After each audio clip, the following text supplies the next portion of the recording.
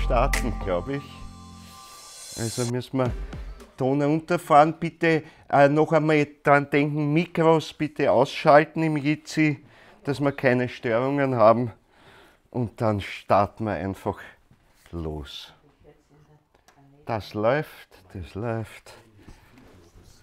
Technik. So. Meine Lieben, ich begrüße euch zum 116. Vortrag zur Apokalypse. Und Ende ist noch nicht absehbar. Irgendwann wird es kommen, aber das wird uns dann überraschend treffen. Zum 116. Vortrag gibt es jetzt den 14. Wochenspruch. Das ist jetzt der aktuelle, nachdem wir den Sprung mit Johanni gemacht haben. Sind wir ein bisschen gehüpft, damit wir wieder synchron kommen. 14. Wochenspruch. Sommer ist der Übertitel, ganz großer Übertitel, Sommer. An Sinnesoffenbarung hingegeben, verlor ich Eigenwesenstrieb. Gedankentraum erschien betäubend, mir das Selbst zu rauben. Doch weckend nahet schon im Sinnenschein mir Welten denken. Also das heißt, es geht darum, dass wir jetzt in der Hochsommerzeit, also wir sind ja über Johanni drüber gekommen, Johanni ist also der Gipfelpunkt, der längste Tag und die kürzeste Nacht. Und die Wärme steigt aber natürlich noch weiterhin jetzt in den 2 Sommermonaten, also vor allem im August normalerweise wird es sehr heiß. Heute ist das alles schon ein bisschen verschoben irgendwie. Aber je mehr draußen Wärme und Licht uns entgegenkommen, sinnlich entgegenkommen, desto mehr verschwindet halt dieses Bewusstsein für das Eigenwesen. Wir sind einfach mit der Seele ein bisschen draußen in der Welt draußen und das soll man durchaus genießen, draußen zu sein. Sicher ist es eine Tugend, auch in der größten Hitze einmal es zu schaffen, sich zu konzentrieren und ganz bei sich zu sein, aber von der Natur aus trägt es uns jetzt unsere Seele hinaus in die Welt. Und wirklich in den Sinnenschein, in die Sinnenwelt hinaus, weil die ganze Sinnenwelt ist ja Offenbarung von etwas Geistigem in Wahrheit. Also das heißt, wir sollen gar nicht schimpfen über die Sinneswelt und sagen, wir wollen ja übersinnlich und ins Geistige, hat ja mit dem Sinnlichen nichts zu tun. Die ganze Sinneswelt spricht und zeichnet und malt ununterbrochen uns Bilder und Töne und Klänge und Gesänge und Worte des Übersinnlichen, des Geistigen, das dahinter steckt. Wir müssen es nur lesen können, hören können, verstehen können. Also so ganz Kleinigkeiten. Aber diese Kleinigkeiten, da braucht man wahrscheinlich viele Inkarnationen, um das immer bewusster greifen zu können. Aber das Wichtige ist einfach auch, sich verlieren zu können in dem Draußen, um sich aber zu finden. Das haben wir die letzten Male auch besprochen. Es ist eben dieser große Unterschied, der, glaube ich, heute so allgemein in der Welt draußen kaum beachtet wird. Es ist ein großer Unterschied zwischen dem, was wir als Alltagsbewusstsein in unserem Ego eigentlich erleben, zu dem wir aber dann letztlich immer sagen, ich will das, ich brauche das, ich muss das haben. Das ist aber alles Ego in Wahrheit. Und unser wirkliches Ich lebt in der Welt draußen und wir begegnen ihm eigentlich immer in dem, was uns begegnet. Dort ist immer eine Chance, in den Dingen, die uns zustoßen, die uns zufallen im äußeren Geschehen.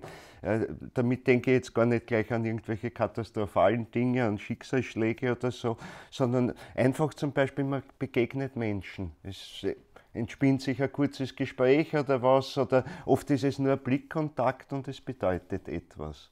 Und wenn man wach ist dafür, dann kann man merken, wie eigentlich in den Begegnungen mit den anderen Menschen einem auch das eigene Ich entgegenkommt. Gerade dort erkennen wir es. Weil der andere Mensch unbewusst, natürlich heute meistens unbewusst, uns Anregungen gibt, die sich auf uns beziehen. Und umgekehrt, wechselseitig geht das. Also am wenigsten erfahren wir von uns, wenn wir uns hinsetzen in stille Kämmerlein und nachdenken, also was bin ich, was habe ich in meinem Leben geleistet, was wünsche ich mir für das spätere Leben, das ist alles Ego. brauchen wir. Natürlich, wir müssen auch unser körperliches Dasein irgendwie gestalten und das muss funktionieren irgendwie. Wir müssen unser praktisches Leben irgendwie einrichten und dazu brauchen wir absolut unser Ego. Also Ego ist grundsätzlich nichts Schlimmes. Es ist eigentlich am schlimmsten dann, wenn das Ego zu engherzig ist. Also mein engster Kreis, bitte, das ist mein Glas, das gehört mir. Also das gehört noch dazu, aber alle anderen, bitte greift es ja nicht an. Ach, du hast von meinem Glas getrunken. Brr, pfui, ich könnte ja verseucht sein oder sonst was. Nein, ich muss meine kleine Welt bewahren. Je größer das Ego wird, desto problemloser ist es in gewisser Weise. Ja, stellt euch vor, ein Ego, das jetzt umfasst die ganze Erde, sage ich einmal, die ganze Menschheit umfasst. Na, ist das nicht was anderes? Wenn es mir wehtut, wenn es irgendwem, weiß Gott, 1000 Kilometer weiter schlecht geht und mir das wirklich wehtut, ich betroffen bin, in meinem Ego betroffen bin, dann kann man das nicht mehr so als kleinlichen Egoismus bezeichnen, sondern Altruismus und Egoismus fallen zusammen, wenn der Egoismus nur groß genug ist, in Wahrheit. Nämlich an Umfang groß genug. Die Intensität ist dann sowieso auch dabei, weil je größer das ist, da gehört schon Intensität dazu, dass ich mitempfinde, auch mit Menschen, die jetzt nicht gerade vor meiner Nase stehen, sondern die vielleicht tausende Kilometer entfernt sind und leiden oder irgendwas Schlimmes durchmachen und ich mit meinem Ego mich verbinde. Durchaus mit meinem Ego einmal. Also, das heißt, unser Ego ist etwas Notwendiges für unser Erdenleben, es ist etwas, was gepflegt und entwickelt gehört. Das ist das Wesentliche. Ich meine, als Menschen begreifen wir uns dann, wenn wir uns als ein entwicklungsfähiges Wesen sehen und nicht sagen, na so bin ich. Sondern wir haben eigentlich immer eine Aufgabe, unser Ego nämlich weiterzuentwickeln. Das ist die große Aufgabe. Und es zu veredeln und es sozusagen in die lichten Höhen zu bringen. Und das heißt Arbeit an sich selbst. Dann arbeitet eigentlich unser wirkliches Ich, das große Ich, an der Erziehung des Egos. Oder es ist so, dass halt wir den Widersachern zu viel Raum geben, die wollen uns auch erziehen, aber halt in eine andere Richtung hin. Wir werden also heute uns ein bisschen noch einmal genauer mit den verschiedensten Widersacherkräften beschäftigen, dass wir da ein bisschen einen Überblick kriegen. Aber die Widersacherkräfte im Großen und Ganzen, also Luzifer zum Beispiel stärkt unser Ego in gewissem Sinn. Im positiven wie im negativen Sinn, Luzifer wird zu verdanken zum Beispiel den Sinn für die Schönheit, für die sinnliche Schönheit draußen. Die ganze Kultur im Grunde, die menschliche Kultur ist hauptsächlich entsprungen aus dem Wirken Luzifers heraus. Und er hat einen ganz wesentlichen Anteil daran, unsere Seele zu bilden, sodass sie wirklich also ja, Substanz bekommt für uns als Erdenmenschen. Wir sind ja eben als Erdenmenschen da, wir haben die Erde betreten, um hier unsere Freiheit entwickeln zu können und wir sind daher ganz anders geartet als etwa die Engelwesen, die Erde nicht betreten. Jedenfalls nicht mehr betreten. Ich meine, sie haben in der Vergangenheit weit zurück konnten sie sich in den Körperhüllen, die naja, der Vorfahr des Menschen war, naja, zumindest inkorporieren, sagen wir es einmal so. Aber die Zeit ist lange vorbei. Heute geht es darum, dass wir wirklich ganz Erdenmenschen werden, um die Erfahrung, alles, was an Erfahrung möglich ist, hier im sinnlichen, irdischen, stofflichen sogar Erdendasein, ich sage jetzt bewusst nicht nur physischen, sondern stofflichen Erdendasein, dass wir diese Erfahrungen verwandeln und in die geistige Welt mitbringen. Wir sind heute also in einer Zeitperiode drinnen, wo es immer mehr darauf ankommt, was wir der geistigen Welt zu geben haben. Die ganze Vergangenheit war mal damit beschäftigt, dass wir das aufnehmen, was uns die geistige Welt, aber eben auch die luziferischen Mächte namentlich zu geben haben. Und jetzt sollen wir aus dem, was wir damit gemacht haben, aus unserem Ich heraus, was wir verwandelt haben, der geistigen Welt etwas schenken, was sie in dieser Art aus sich selbst heraus, ohne unser Zutun, nicht schaffen kann. Weil wir haben öfter darüber gesprochen, dass das Große war ja überhaupt die geistigen Hierarchien, die über uns stehen, haben eigentlich keinen direkten Zugang zu unserer sinnlich-irdischen Welt. Und schon gar nicht zur Welt der Widersacher, also zur unterirdischen Welt, wenn man es so nennen will. Also namentlich nicht zum Reich der arimanischen, asurischen Wesenheiten. Und dann gibt es ja noch die dritte Gruppe da unten im unteren Bereich, die soratischen Wesenheiten.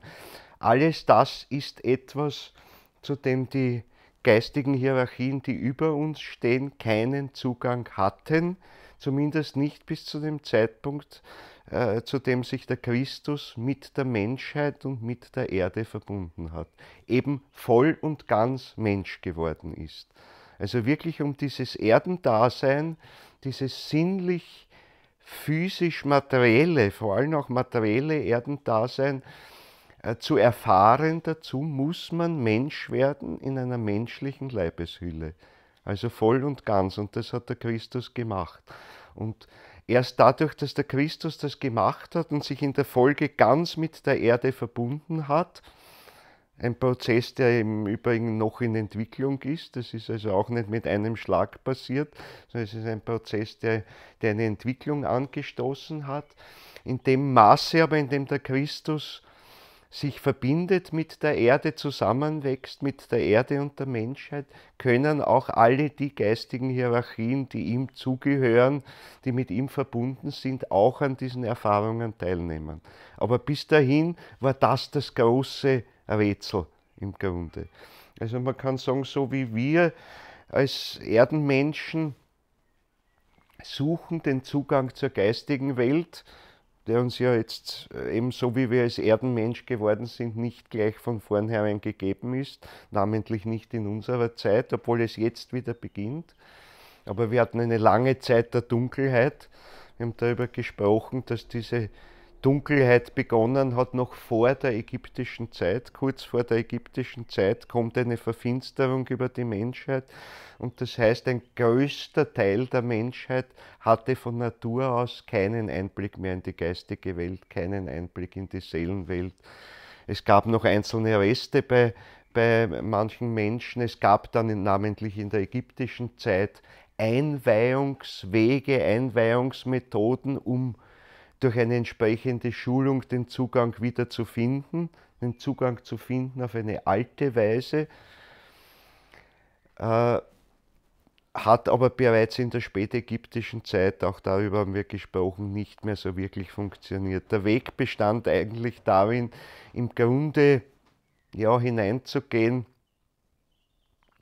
in das Reich, das wir erleben vor der Geburt bzw. nach dem Tod. Und der Weg aber der ägyptischen Einweihung namentlich war der, dass man den Menschen künstlich durch die Gemeinschaft von Priestern, die den Einzuweihenden umgeben haben, den Menschen in einen todesähnlichen Zustand versetzt hat. Und das war ein mit der Zeit immer gewagteres Unternehmen, weil die Gefahr sehr groß ist, dass der Mensch eben dann nicht mehr zurückkommt. Wenn man es aber zu schwach macht, dass es nur so eine leichte Lockerung ist, dann wurde nicht genug Einblick in die geistige Welt gewonnen oder in die Seelenwelt, sagen wir es einmal so. Und man kommt auf diesem Weg in Wahrheit auch nicht sehr, sehr weit hinaus. Man kommt im Grunde in die Seelenwelt hinein, also in die unteren Bereiche der Seelenwelt, und wenn man aber entsprechend geschult und vorbereitet ist, kann man zumindest in den Abbildern in diesen unteren Bereichen der Seelenwelt auch Höheres erleben, aber als Abbild in einem relativ niederen seelischen Bereich. Und das ist das, was sich in der ägyptischen Zeit abgespielt hat und was aber, je später es wurde, je mehr es schon gegen die griechisch-lateinische Zeit zuging, immer schwieriger wurde. Also man hatte erstens das Problem, dass die Bilder, die sich da in der niederen Seelenwelt abdrücken, dass die nicht mehr rein waren, sondern dass sie eben gestört wurden, namentlich also durch die luziferischen Kräfte, aber auch bereits die arimanischen Kräfte, die aus der Tiefe herausdringen, dass diese Bilder verzerrt werden. Also das heißt, die Frage ist, wie klar waren die Einsichten noch, die damals gewonnen wurden. Es wurde immer schwieriger und ist wichtig für unser Thema jetzt, weil es ja darum geht, also, dass wir jetzt diesen Abgrund ausloten und die ganze Geschichte mit der Hure Babylon. Babylon war einmal, gehört ja auch letztlich zur ägyptisch-chaldäischen Zeit dazu, also die babylonische, vor allem die alte babylonische Kultur. Und wieso wird gerade das dann zur Hure Babylon? Ja, weil eben die alten Kräfte immer mehr verdorben werden durch die Widersacher, immer mehr in den Dienst des Egos gestellt worden und hinter dem Ego, und zwar des kleinen, des engen Egos gestellt worden, und dahinter stehen aber schon die Widersacherkräfte und lauern eigentlich darauf, alles das, was durch diese alten Einweihungsmethoden heruntergebracht wird, für ihr Reich zu gewinnen. Und damit also im Grunde den geistigen Fortschritt der Menschheit zu behindern, zu bremsen und unten die Widersacherkräfte zu stärken. Und das wurde immer stärker im Grunde. Und daher muss man sehr aufpassen, nicht überall, wo von Einweihungsstätten und so die Rede ist es nicht immer was Positives, sondern es kann sehr wohl was sogar extrem stark Negatives sein. Also das wirkliche Verderbnis lauert dort, wo Menschen einen falschen geistigen Weg gehen und nicht merken, wie sie von den Widersachern geleitet werden. Und natürlich, die Widersacher geben sich in der besten Form zu kennen, das ist schon ganz klar. Das ist also die große Problematik und warum wir jetzt so immer noch kreisen dort und ich große Scheu davor habe, zu schnell davor zu gehen, weil hier sind die entscheidenden Punkte. Also man muss wirklich ganz deutlich sehen, wenn man einen falschen geistigen Weg geht und wenn dieser Weg funktioniert, das Glück ist, dass er meistens nicht funktioniert. Also das ist eine Art Schutz heute, dass also viele diesen alten Weg gar nicht gehen können und nur sie an der Oberfläche zumindest gehen, vielleicht ein paar oberflächliche Erlebnisse haben, aber dass es nicht in die Tiefe geht und das ist noch ein großes Glück. Aber wenn es funktioniert, dann ist die Gefahr sehr groß. Dann ist die Gefahr sehr groß, dass man also wirklich sich verbindet und zwar dann schon erste Schritte dazu setzt, also wirklich sich eben mit dem Reich der soratischen Wesenheiten zu verbinden und dann letztlich einmal auszuscheiden aus der regulären Erdentwicklung. Nicht jetzt schon, heute in späteren kosmischen Verkörperungen der Erde. Wir haben gesagt und darüber gesprochen, diese berühmte und ominöse Zahl 666 bedeutet also den 6. kosmischen Entwicklungszustand. Die Erde ist aber erst der 4. kosmische Entwicklungszustand. Wir stehen also in der Mitte einer kosmischen Folge von Entwicklungen, die über 7 Stufen geht und wir sind erst in der 4. Und wirklich ganz kritisch wird es erst auf der 6. Stufe und dort im 6. Unterzustand und von diesem Unterzustand noch einmal der 6. Unterzustand. Dort fällt die letzte Entscheidung. Bis dahin ist für jeden Menschen noch möglich die Umkehr. Dort, wenn man dort angelangt ist und dann noch immer drauf bleibt auf dem falschen Weg, dann wird man für lange Zeit dort bleiben, für ewig dort bleiben im Grunde. Und wir haben auch davon gesprochen, das Ziel letztlich dieser soaratischen Wesenheiten, die nämlich das ganze Geschehen bestimmen und auch einen großen Einfluss auf die Asuras, auf die arimanischen Wesenheiten haben, am wenigsten auf die luziferischen. Daher kann man sogar manchmal wirklich den Beelzebub mit dem Teufel austreiben oder wie. Es ist ja manchmal sogar besser, sich mit den luziferischen Kräften zu verbinden und sie zu benutzen, um gegen die Unterwelt, gegen die dunkle Seite anzutreten. Also sie wirken nicht alle gleich. Es ist zwar nicht der ganz empfehlenswerte Weg, aber ihr wisst ja, eigentlich geht es darum, aus dem Ich heraus das Gleichgewicht zu schaffen zwischen den luziferischen Kräften und den arimanischen Kräften, wobei aber arimanisch jetzt im Grunde alles einschließt, was diese unterirdischen, der Unterwelt angehörigen Wesenheiten sind. Also dazu zählen eben auch die Asuras und dazu zählen letztlich auch diese soratischen Wesenheiten. Und, und da gilt es, das Gleichgewicht zu schaffen irgendwie. Und das heißt, wir brauchen beide. Wir brauchen beide. Das ist das ganz Interessante, wir brauchen sogar die soratischen Wesenheiten. Obwohl die eigentlich etwas sind, davon haben wir schon gesprochen, was ursprünglich in der Entwicklung nicht so wirklich vorgesehen war, dass sie diese Rolle bekommen, aber sie spielen eine entscheidende Rolle dafür, dass der Mensch sich wirklich ganz losreißen konnte von den oberen Wesenheiten. Die letzte Kraftquelle geht von ihnen aus und wir haben davon gesprochen, sie waren es, die es den Menschen oder überhaupt unserer Erdentwicklung ermöglicht hat, dass sich Erde und Sonne wirklich voneinander trennen und komplett getrennte Weltenkörper sind und dass wir hier auf der Erde eben Bedingungen finden, wo wir es physisch, materiell, körperliche Wesenheiten erst wirklich die volle Freiheit entwickeln können. Und die volle Freiheit besteht darin, dass wir von allen guten Geistern verlassen sind. Und die noch größere Freiheit besteht darin, dass wir aus eigener Kraft es schaffen, zeitweilig zumindest auch von allen bösen Geistern verlassen zu sein. Aber das passiert nicht von selber. Was uns hier durch die irdische Inkarnation, so wie sie jetzt ist, wie sie durch den Sündenfall geschehen ist, der aber eigentlich eben kein wirklicher Betriebsunfall ist, sondern ein Segen für uns ist. Das ist das große Geheimnis. Rudolf Steiner spricht ein paar Mal davon, dass das eins von der Kirche, vom Vatikan bestgehütetste Geheimnis ist. Dass eigentlich der Sündenfall zur Aufgabe des Menschen dazugehört. Er könnte seinen Weg sonst nicht vollenden, nämlich wirklich zur Freiheit, zur individuellen Freiheit zu kommen und aus der Freiheit heraus zur Liebe zur ganzen Menschheit, ja zur Liebe überhaupt.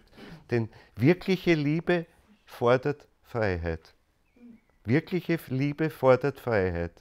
Sonst ist es Leidenschaft oder sonst etwas, Besessenheit vielleicht sogar. Das kann es alles geben. Es kann sehr lustvoll sein, es kann sehr freudvoll sein, aber das ist noch nicht wirkliche Liebe. Liebe ist dann da, wenn ich aus Freiheit mich verschenken kann an ein anderes Wesen. Und verschenken können heißt wirklich Lebenskräfte verschenken an das andere Wesen.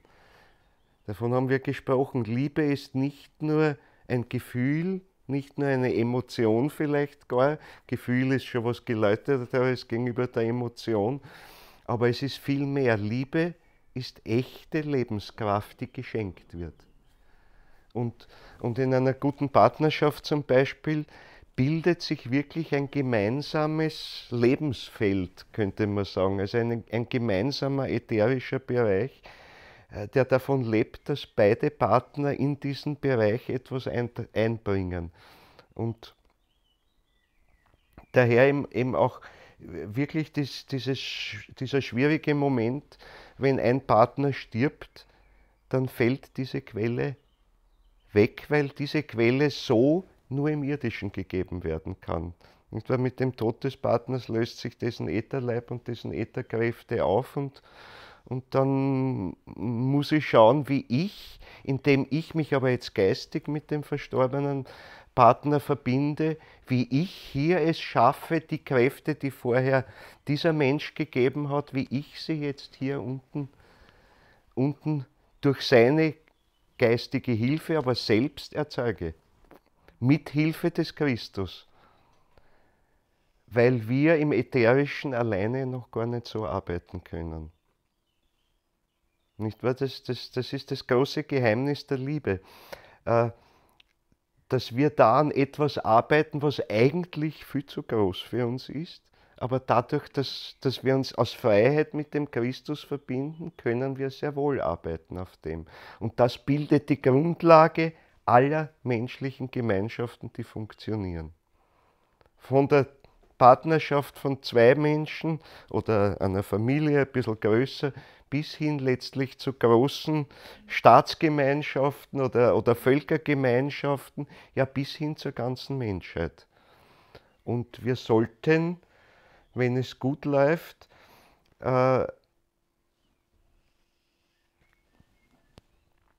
während noch unserer Erdentwicklung es schaffen, dass wir wirklich eine Menschheit werden, die sich in völlig unterschiedliche Individuen differenziert, die aber gerade dadurch eine große Einheit bilden, weil jeder einzelne Mensch seine individuellen Fähigkeiten in das Gesamte einbringen kann. Also das heißt, eine Gemeinschaft, eine ganze Menschheitsgemeinschaft, die durch Liebe miteinander verbunden ist. Das wird bis zu einem gewissen größeren oder kleineren Grad die nächste Kulturepoche ausmachen. Da haben wir noch ein bisschen Zeit, bis es dort hinkommt. Die Gemeinde von Philadelphia ist es genannt in der Apokalypse. Es ist also die Kulturepoche, die auf unsere folgen wird, die zum Teil geprägt werden wird durch die Liebe, die die Menschen untereinander verbindet, über alle Grenzen hinaus, über die Blutsverwandtschaft natürlich hinaus. Und auch der Versuch, sich zu verbinden mit den Menschen, die eben verführt durch die Widersacher sich dagegen stellen, sodass man ihnen etwas anbieten kann von diesen Kräften, aber ohne sie in die Unfreiheit zu bringen. Das wird das ganz Schwierige sein, wie hilft man Menschen, die sich gar nicht helfen lassen wollen, ohne ihre Freiheit einzuschränken. Das ist was ganz was Schwieriges. Aber das ist auch etwas, was wir jetzt im Grunde schon beachten müssen. Also, weil wir kennen uns doch alle selber. Wir wissen doch immer besser, was den anderen gut tut. Bei uns selber sehen wir es meistens eh nicht, aber bei den anderen sehen wir sofort, na du musst das und das machen, das rate ich dir. Und dann ist man meistens, wenn der das nicht macht, ich habe das ja gesagt, du musst das und das machen. Ist ja klar, dass es nicht funktioniert. Und man macht subtil Druck. Man meint es ja nur gut. Man meint es ja nur gut. Aber ist man schon auf dem Abweg im Grunde.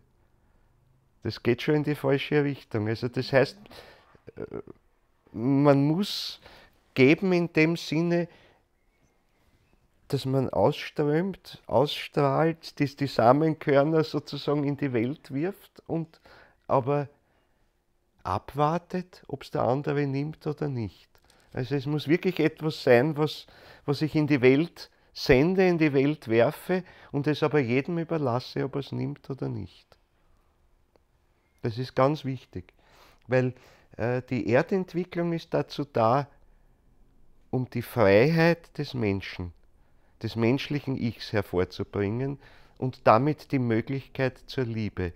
Zur Liebe in einer Form, wie sie sonst nur die höchste Gottheit, also die Trinität selbst hat.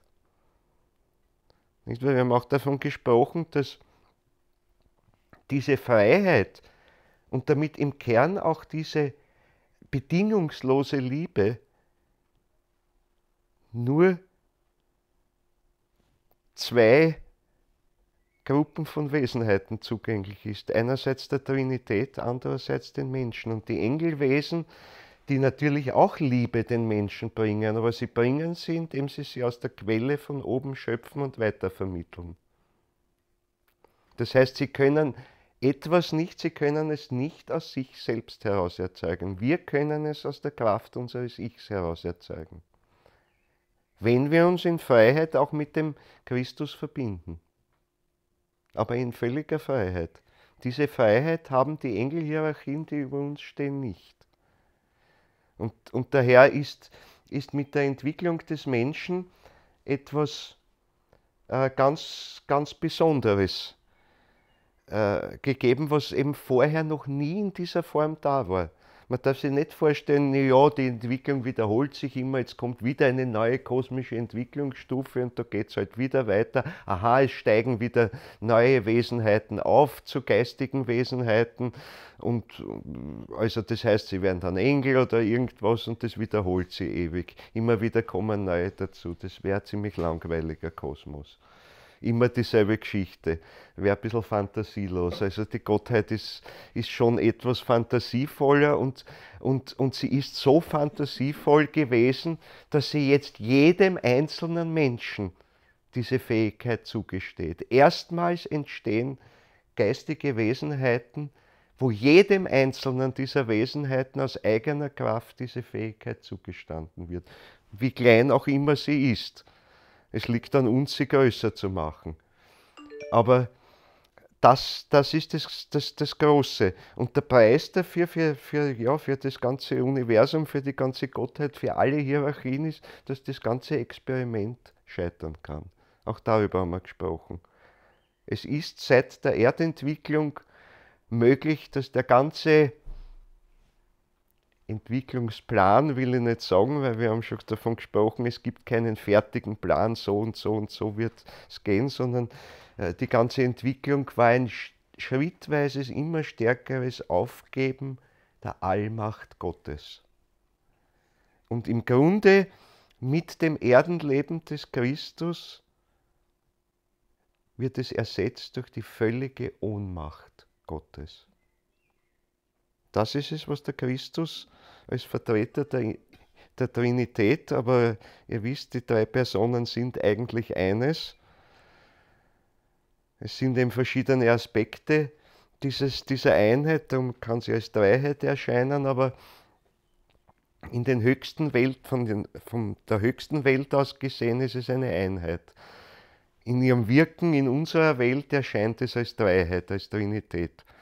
Also auch der Begriff der Trinität wandelt sich je nachdem, auf welcher geistigen Höhe man es betrachtet. Wenn man es in seinen Wirkungen hier in der Erdenwelt betrachtet, dann muss man es als Trinität sehen. Und dann ist eine ganz unterschiedliche Wirkung der Vatergottheit, die im Hintergrund steht, des Christus und des Heiligen Geistes. Ist also ganz unterschiedlich. Aber wenn ich aufsteige in die höchsten Welten, dann wird es eine Einheit. Eine ununterscheidbare Einheit. Das ist das große Paradoxe. Was im Übrigen immer dann der Fall ist, wenn wir uns in der geistigen Welt irgendwo bewusst oder halbbewusst bewegen. Wir brauchen bei jeder neuen Blickrichtung, bei jeder kleinen Stufe, die wir weiterkommen, sieht die Sache anders aus. Oft sogar so, dass sie dem, was ich vorher gesehen habe, zu widersprechen scheint. Also wir kommen nirgendwo in den geistigen Welten mit einem Schema durch. Daher gibt es auch keinen fertigen Weltenplan. Kann es auch nicht geben. Weltenplan ist was, wo alles in einem Schema sozusagen sich zusammenfassen ließe. Das funktioniert nicht. Ihr werdet bei Rudolf Steiner immer viele Schemata finden. Es ist gut, sich ein Schema zu machen. Man muss nur wissen, auch wann man es loslassen muss. Und nicht grübeln, ach, jetzt sagt er das da ganz anders. Wie passt denn das in das Schema? Gar nicht.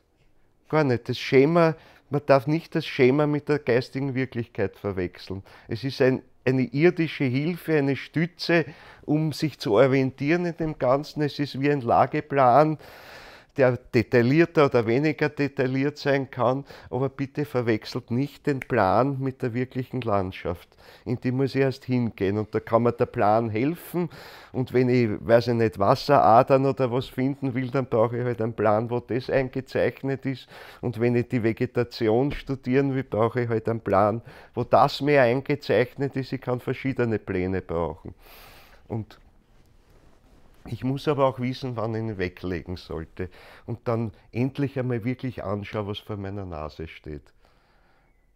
Weil das ist, oder genauso, ja, wenn man Städtereisen macht oder was, wenn ich immer nur im Plan drin bin und im Reiseführer die Nase drin habe und nicht anschaue, was da wirklich steht, vor meiner Nase nämlich steht, werde ich das nie kennenlernen. Sondern irgendwann ist gut, was sagt der alles, interessiert mich nicht. Ich schaue mir das jetzt an und schaue, was sagt mir jetzt das Bild, die Statue, das Bauwerk oder sonst etwas. Und ich blende alles aus, was jeweils darüber gesagt hat, was ich je darüber gelesen habe, interessiert mich jetzt einmal nicht, wie wirkt das auf mich, in welches Gespräch komme ich mit den Dingen. Das ist letztlich immer das Entscheidende. Und damit kommt immer wieder ein neuer Aspekt zum Vorschein, den vielleicht noch niemand bis jetzt entdeckt hat. Also, und in diesem Sinne sind wir selbst im Anschauen, im Wahrnehmen der Welt kreativ. Nicht wahr? Jeder Mensch hat die Chance, etwas anders zu sehen, als es alle anderen Menschen bisher gesehen haben. Oder zu hören oder zu lesen oder wie auch immer. Und da ist schon unser Ich drinnen. Und das ist das, allein schon wenn wir das erleben und andere dann teilhaben lassen an dem Erleben, verschenken wir etwas. Wir übergeben es eigentlich der geistigen Welt in Wahrheit. Jeder kann das tun. Es geht nicht um so riesige, spektakuläre Dinge, die jetzt gleich von heute auf morgen den ganzen Weltlauf erschüttern. Na Gott sei Dank können wir das noch nicht. Selbst wenn nämlich die besten Absichten dahinter sind, aber unsere Fähigkeiten reichen dazu nicht aus. Wir würden es so ungeschickt machen, dass wir dann sagen, ja, aber ich habe es ja gut gemeint, aber es ist leider alles kaputt nachher. Die Gefahren sind sehr groß, also sind wir froh, dass unsere Kräfte noch sehr klein sind. Aber sie sind groß bereits in dem, schöpferisch etwas zu entwickeln. Und ein bisschen was davon darf schon in die Welt hinein und dort wirksam werden. Wie soll ich sagen, homöopathisch dosiert ist es gerade recht. Dann ist es eine Anregung für die Welt, dass sie sich in Freiheit weiterentwickeln kann, nämlich vor allem die anderen Menschen in Freiheit weiterentwickeln können und dass letztlich alle Kreaturen der Erde teilhaftig werden dessen, irgendwann einmal. Das ist das Ziel. Das ist das Ziel. Paulus beschreibt es so schön in seinen Briefen. Eben wie die ganze Kreatur, also die Tierwelt letztlich, aber letztlich auch die Pflanzenwelt, alles, die Mineralien, alles wartet nach Erlösung, an der der Mensch mitwirken kann. Und diese Erlösung heißt, dass sie in dieses Wesen der Freiheit aufgenommen werden und damit eine Entwicklung, eine Weiterentwicklung vor sich haben, die eben ganz anders verläuft als die Entwicklung der Wesenheiten, die uns vorausgegangen sind. Denn man muss ja davon sprechen, zum Beispiel wenn man die Tiere hernimmt. Hinter den Tieren steht nicht eine individuelle Seele oder beziehungsweise ein individuelles Ich, ein individueller Geist.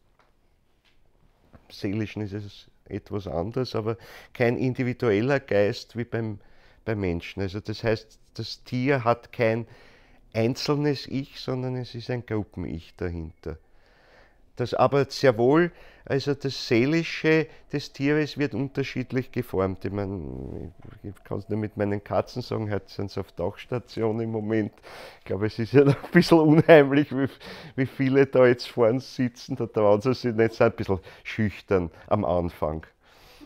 Wenn sie einmal die Schüchternheit abgelegt haben, dann geht es rund. Aber jedes Tier hat seine eigene ja, wie soll man sagen, Tierpersönlichkeit, durchaus. Und ganz besonders gilt das für die im weitesten Sinn Haustiere. Und ich sage jetzt bewusst im weitesten Sinn, weil in Wahrheit äh, um die 95% aller Tiere, also Säugetiere meine ich jetzt einmal, das andere lasse ich mal jetzt vor, aber Säugetiere, die auf Erden leben, sind im Grunde im weitesten Sinne Haustiere. Das heißt Tiere, die bereits durch den Einfluss des Menschen ganz wesentlich verändert sind, die also keine Wildtiere mehr sind. Und, und dieses, komm her, Haustier. Mein Kater steht unten. Äh, durch das Zusammensein mit den Menschen, also sei es bei Kühen oder was, wie man mit denen umgeht, beim Melken oder sonst wo, oder alles das hat einen Einfluss, erstens auf die einzelne Tierpersönlichkeit, also auf dieses doch also ganz einzigartig geformte seelisch-astralische, das drinnen ist. Und der Mensch übernimmt bis zu einem gewissen Grad Aufgaben, die sonst die Gruppenseele dieses Tieres übernimmt. Das heißt, es gewinnt das Tier etwas dazu, in Wahrheit. Also es ersetzt jetzt natürlich irgendwo bitte im Hintergrund sind ein paar Geräusche, bitte Mikro zumachen.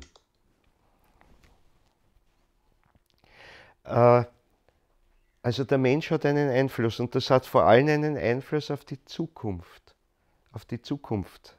der Tiere, der Pflanzen, der Mineralien und so.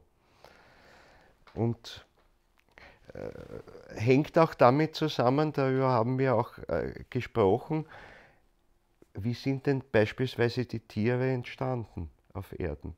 Die Tiere sind dadurch entstanden, dass sie der Mensch aus seiner Wesenheit herausgesetzt hat, in Wahrheit. Scheint jetzt nicht so mit der biblischen Schöpfungsgeschichte vereinbar zu sein, aber ist es in Wahrheit trotzdem. Der Anfang ist nämlich der Urmensch, der Adam Kadmon, wie es auch die Hebräer nennen. Und aus dem heraus haben sich zuerst abgegliedert die Tiere, die Pflanzen, die Mineralien und zuletzt ist der Mensch in seiner heutigen Gestalt oder in seiner annähernd heutigen Gestalt auf der Erde erschienen. Aber dahinter ist immer eigentlich dieser große kosmische Mensch, der Adam Kadmon, der aber, man könnte sagen, immer mehr zusammenstrumpft. Am Anfang war er wirklich so groß wie der ganze Kosmos, das heißt größer als die Erde, größer als unser Sonnensystem, so groß eben wirklich wie dieser Kosmos, von dem wir ein bisschen was ahnen können, wenn wir in der Nacht auf den Sternenhimmel schauen und alles das sehen, was da draußen ist. Und aus dem zieht er sich langsam zusammen, dann ist er mal so groß wie unser Planetensystem. Ich übersetze es halt jetzt in räumliche Begriffe, aber es ist das Geistige, das dahinter steckt. Aus dem heraus wird der Mensch. Aber in physischer Gestalt betritt er als letztes die Erde. Als letztes. Da hat er schon die Tiere aus sich herausgesetzt, da hat er die Mineralien schon vorher aus sich herausgesetzt. Das kann man auch von zwei Seiten betrachten.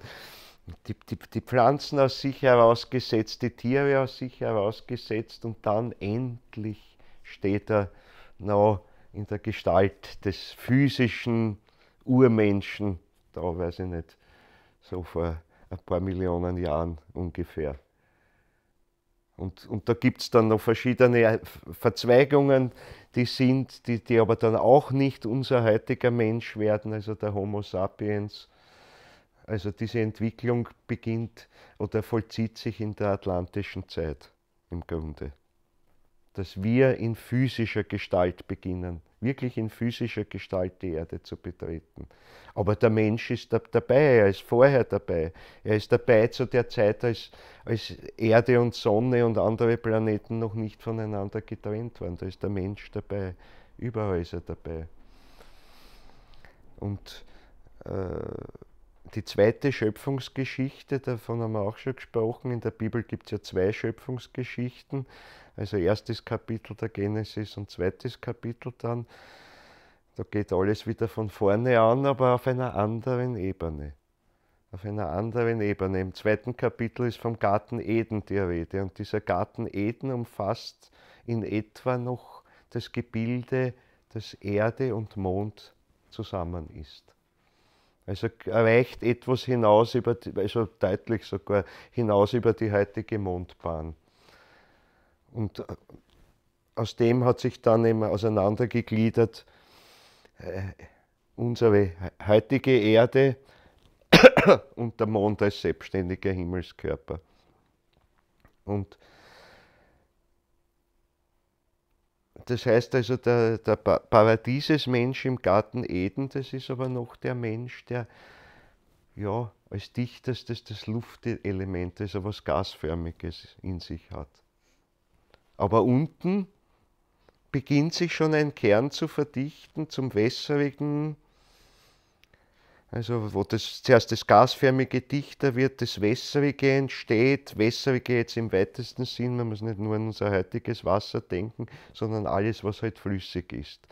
Und dieses Flüssige beginnt zu verhärten, aus dem bildet sich dann langsam unsere Erdkugel. Da es eine Kugel ist, zeigt es deutlich, dass sie aus dem Flüssigen entstanden ist, denn das ist die ideale Tropfenform.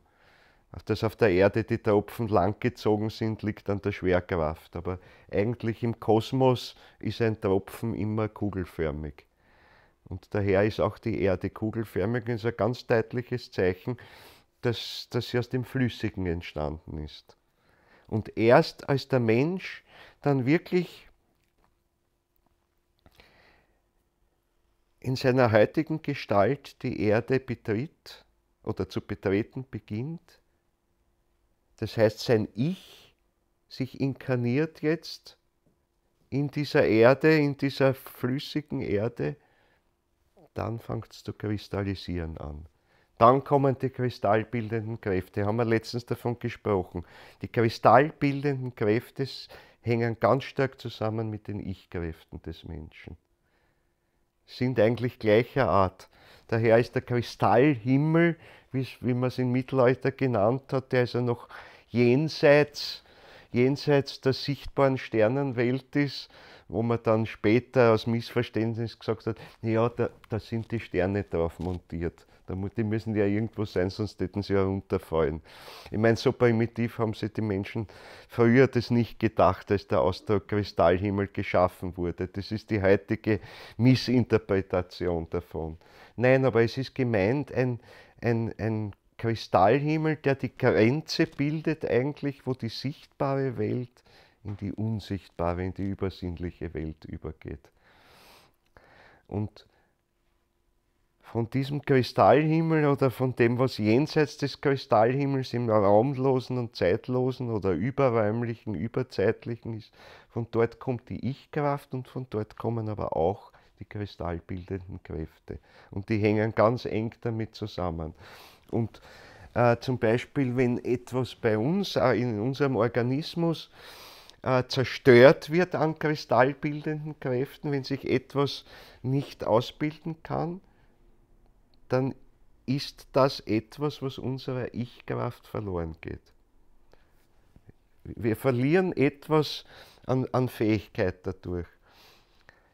Denn wie entwickelt sich das Ich? Letztlich, es entwickelt sich, indem es an sich selbst, das heißt an seinen Körperhüllen arbeitet und im weiteren Sinn dann an der Erde arbeitet.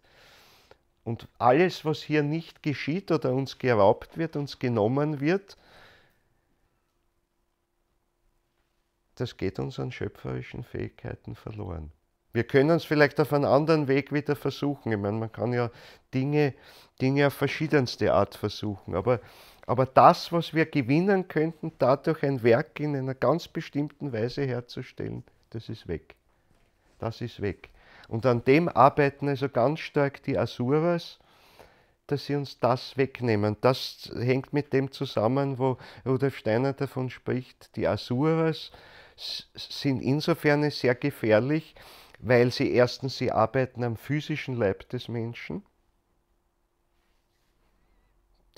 Das kann nicht einmal der Avimann, dass er das direkt kann. Er greift unseren Ätherleib an und dadurch bringt er indirekt Todeskräfte in unseren Organismus hinein, aber er kann nicht direkt bis ins Physische eingreifen. Die Asuras können das.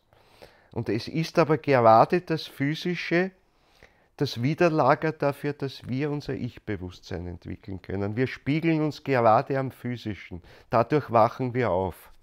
Am Physischen unseres Leibes und in zweiter Stufe am Physischen der Erdenwelt, in der wir leben. Wenn wir das nicht hätten, könnten wir unser Ich-Bewusstsein, dieses mit der Freiheit verbundene Ich-Bewusstsein, nicht entwickeln. Und was wir nicht jetzt entwickeln, geht uns aber für die Zukunft verloren. Das fehlt uns an freier, schöpferischer Möglichkeit für die Zukunft. Wir können das nur jetzt, hier während der Erdentwicklung, die Grundlage dafür schaffen. Wofür wir jetzt nicht die Grundlage schaffen, ist uns verloren für die Zukunft. Wir werden uns weiterentwickeln. Wir werden uns weiterentwickeln. Aber das, was wir als Grundlage dafür brauchen, um aus Freiheit uns weiterzuentwickeln, das müssen wir jetzt schaffen während der Erdentwicklung und sogar noch enger gesprochen während der physischen Verkörperungen, der physisch-stofflichen Verkörperungen während unserer Erdentwicklung. Wir haben davon gesprochen, die Zeit wird äußerlich gesehen eng. Rudolf Steiner spricht ja davon, dass im 6., 7., 8. Jahrtausend die Menschen sich nicht mehr inkarnieren werden auf Erden, großteils zumindest. Also die Menschheit wird etwas ganz Sensationelles sein in der Erdentwicklung. Sie wird sein die Wesensart auf Erden, die am allerschnellsten wieder äußerlich gesehen verschwindet. Wir sind eigentlich, wenn jetzt von außen ein Beobachter kommen würde, wir sind so was kurz einmal aufleuchtet und schon wieder weg ist. Wenn man nimmt viele Tiere, Fische oder was, da gibt es heute immer welche noch, die bis in die Urzeit zurückgehen. Also das heißt, es sind nicht nur Millionen, sondern Milliarden Jahre, wo es zurückgeht.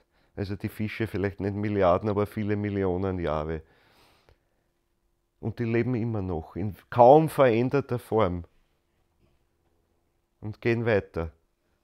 Das heißt also, man kann sagen, je einfacher die Tiere zum Beispiel sind, desto länger leben sie, desto länger ist die Lebensdauer ihrer Art. Natürlich nicht als Einzelwesen, aber ihrer Art. Sofern wir nicht als Menschen dafür sorgen, dass sie verschwinden. Muss man dazu sagen, wir arbeiten heftig daran. Aber gerade bei diesen ganz langlebigen, also Fischen oder so, bei vielen, also gerade auch bei diesen Urzeitfischen, gelingt es uns am allerwenigsten. Aber wir werden es auch noch schaffen, das zu beeinträchtigen. Aber jedenfalls wir als Menschen werden sensationell kurz auf der physisch-stofflichen Erde gelebt haben. Also kosmisch gesehen ist das ein winziges Aufblitzen. Ein winziges Aufblitzen, aber in diesem kurzen Aufblitzen müssen wir uns die Freiheit unseres Ichs erwerben, wenn wir das wollen. Wie weit wir das wollen. Was uns gegeben wurde, war der Funke dazu, das heißt die Fähigkeit, aber Realität wird sie eben erst, indem wir diese Fähigkeit anwenden. Also wenn wir sie nicht anwenden, von selber passiert es nicht. Und sie geschieht eben dadurch, dass wir uns und die Welt verwandeln. Und zwar wirklich die physische Welt auch um uns herum. Und wenn dieser Zyklus vorbei ist, also wenn das 5., 6., 7., 8. Jahrtausend, 9. Jahrtausend von mir aus vorbei ist, dann werden hoffentlich viele Menschen bereits so weit sein, dass sie das sich erworben haben, diese Fähigkeit. Und dass sie dann diese Kräfte auf einer höheren Ebene anwenden können. Aber eben, was uns hier jetzt entrissen wird, namentlich durch die asurischen Wesenheiten, das geht uns für alle Zukunft verloren. Das können wir nicht nachholen. Das ist das Problem, dass wir das nicht nachholen können. Und daher spricht der Steiner davon, ist also in der Kurzform eben gesagt, dass die Asuras Stücke aus dem Ich des Menschen herausreißen können. Das ist jetzt eine sehr bildliche Sprache, weil das Ich ist ja kein körperlicher Gegenstand. Das Ich ist überhaupt nicht teilbar, es ist das Individuum, da steckt schon im Namen drin, das Unteilbare, aber es kann etwas von seinen Fähigkeiten verlieren, die es entwickeln hätte können, wenn wir das eben diesen Widersachermächten, in dem Fall den Asuras, überlassen. Dann kann das passieren. Und es passiert. Ja, bitte. Bei dieser Erzählung von Steiner immer dieses Bild von einem Schweizer Käse. Ja. Und ich kann mir das nicht vorstellen, dass dem Ich was fehlt. Es fehlt ihm etwas an schöpferischer Kraft, wo er aus Freiheit schaffen kann. Das ist das Problem. Weil es gibt einen bestimmten Zeitpunkt im Erdenleben, wo ich das machen kann. Das ist das ganz Interessante. Es gibt einen Moment, das ist die Griechen wussten das, sie sprachen vom Kairos, vom richtigen Zeitpunkt, wo etwas passieren muss. Nur, wenn du den verpasst, ist es vorbei. Ist es vorbei. Du kannst viel anderes machen, es kommen andere Zeitpunkte, wo du anderes machen kannst. Aber die Gelegenheit, diese eine bestimmte Fähigkeit zu entwickeln, die du für die ganze Zukunft verwenden könntest, wenn du den Moment versäumst, ist er vorbei. Endgültig vorbei. Und Sind das die Kindheitskräfte? naja,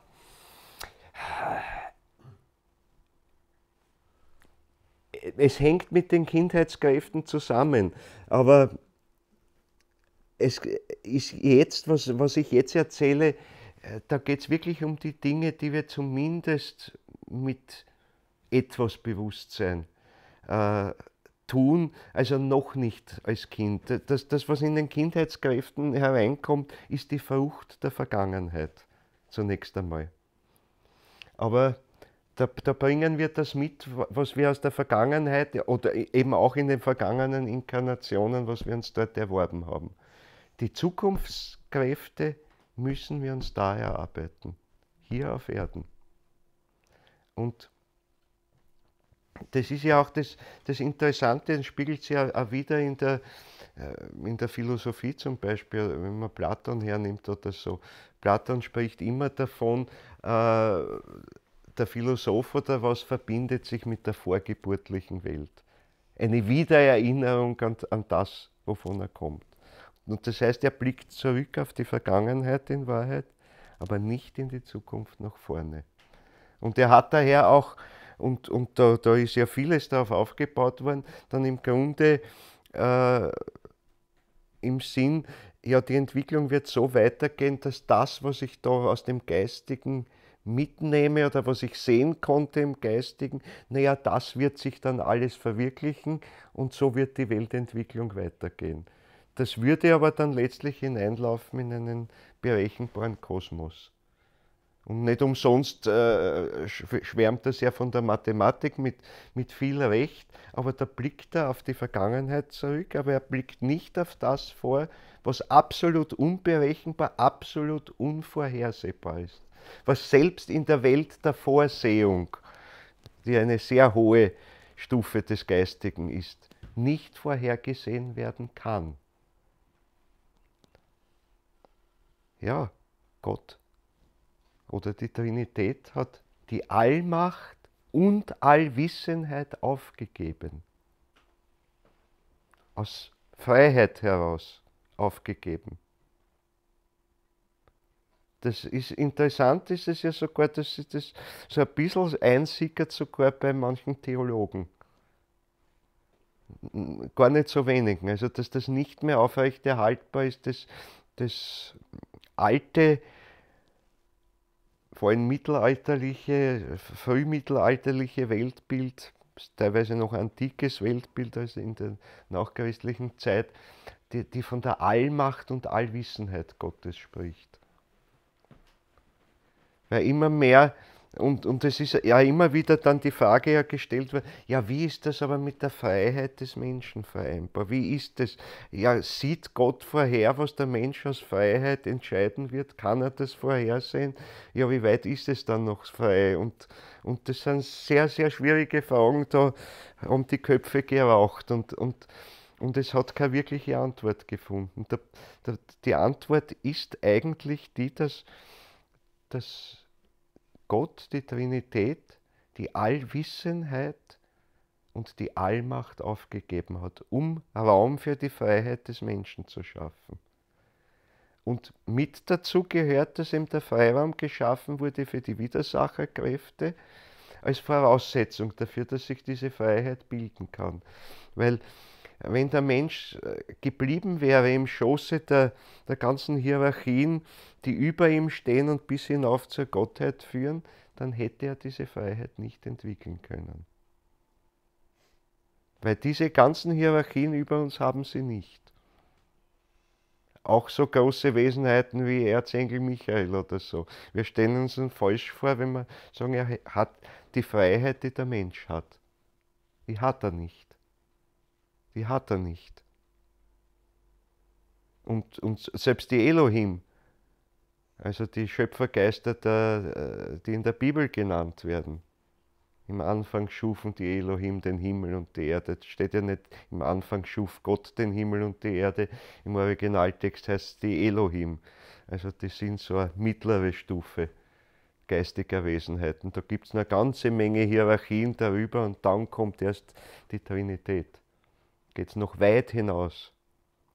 Also die Welt ist wesentlich reicher, als es meistens gedacht wird. Aber alle diese geistigen Wesen haben nicht die Freiheit. Es beginnt mit dem Menschen und es kann nur in dem Maße gelingen, in dem der Mensch seine Freiheit nützen lernt, jetzt während der irdischen Inkarnationen. Und das ja in Wahrheit auch erst seit dem Mysterium von Golgatha, beziehungsweise eine gewisse Zeit danach, wo wir diese Freiheit wirklich erst ergreifen konnten. Alles bis dahin ist Vorbereitung.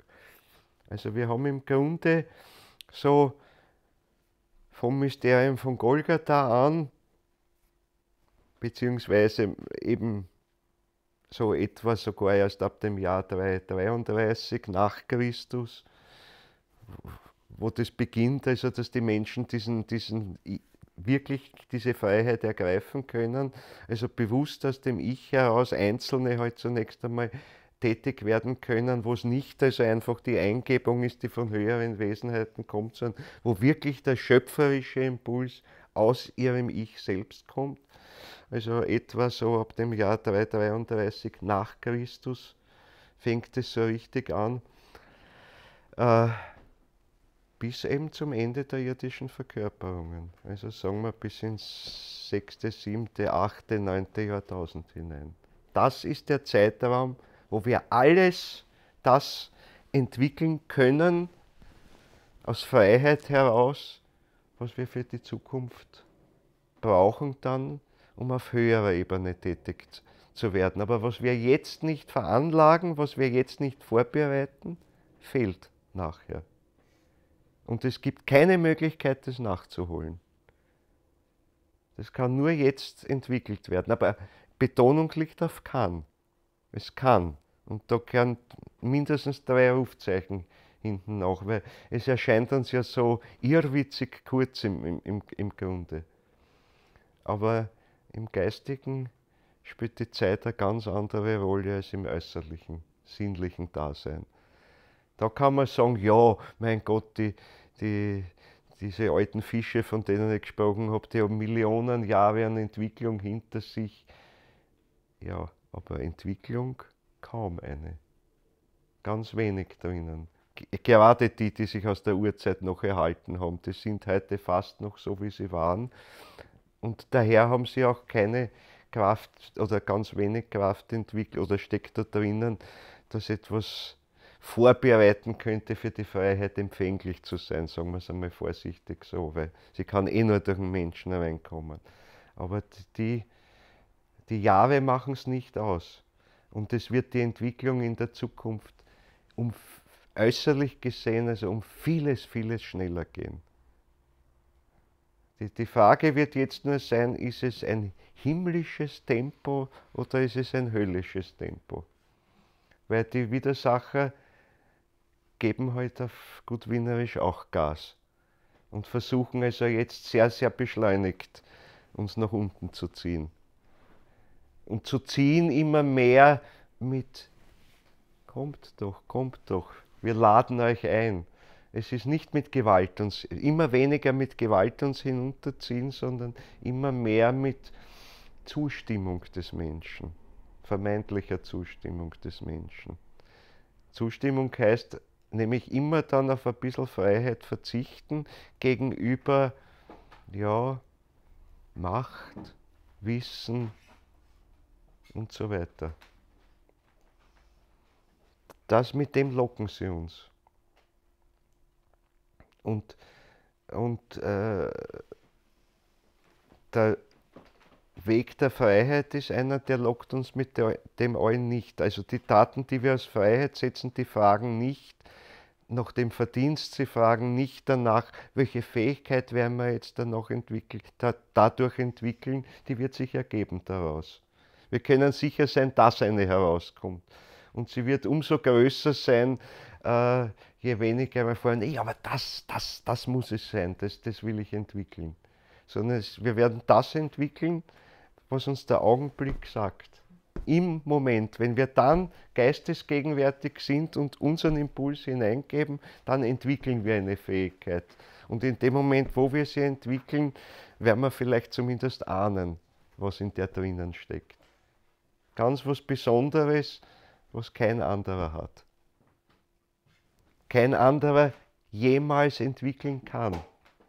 Weil kein anderer Mensch genau durch die gleiche Situation, durch genau den gleichen Moment, aus der genau gleichen Perspektive, mit genau dem gleichen Ich durchgeht. Und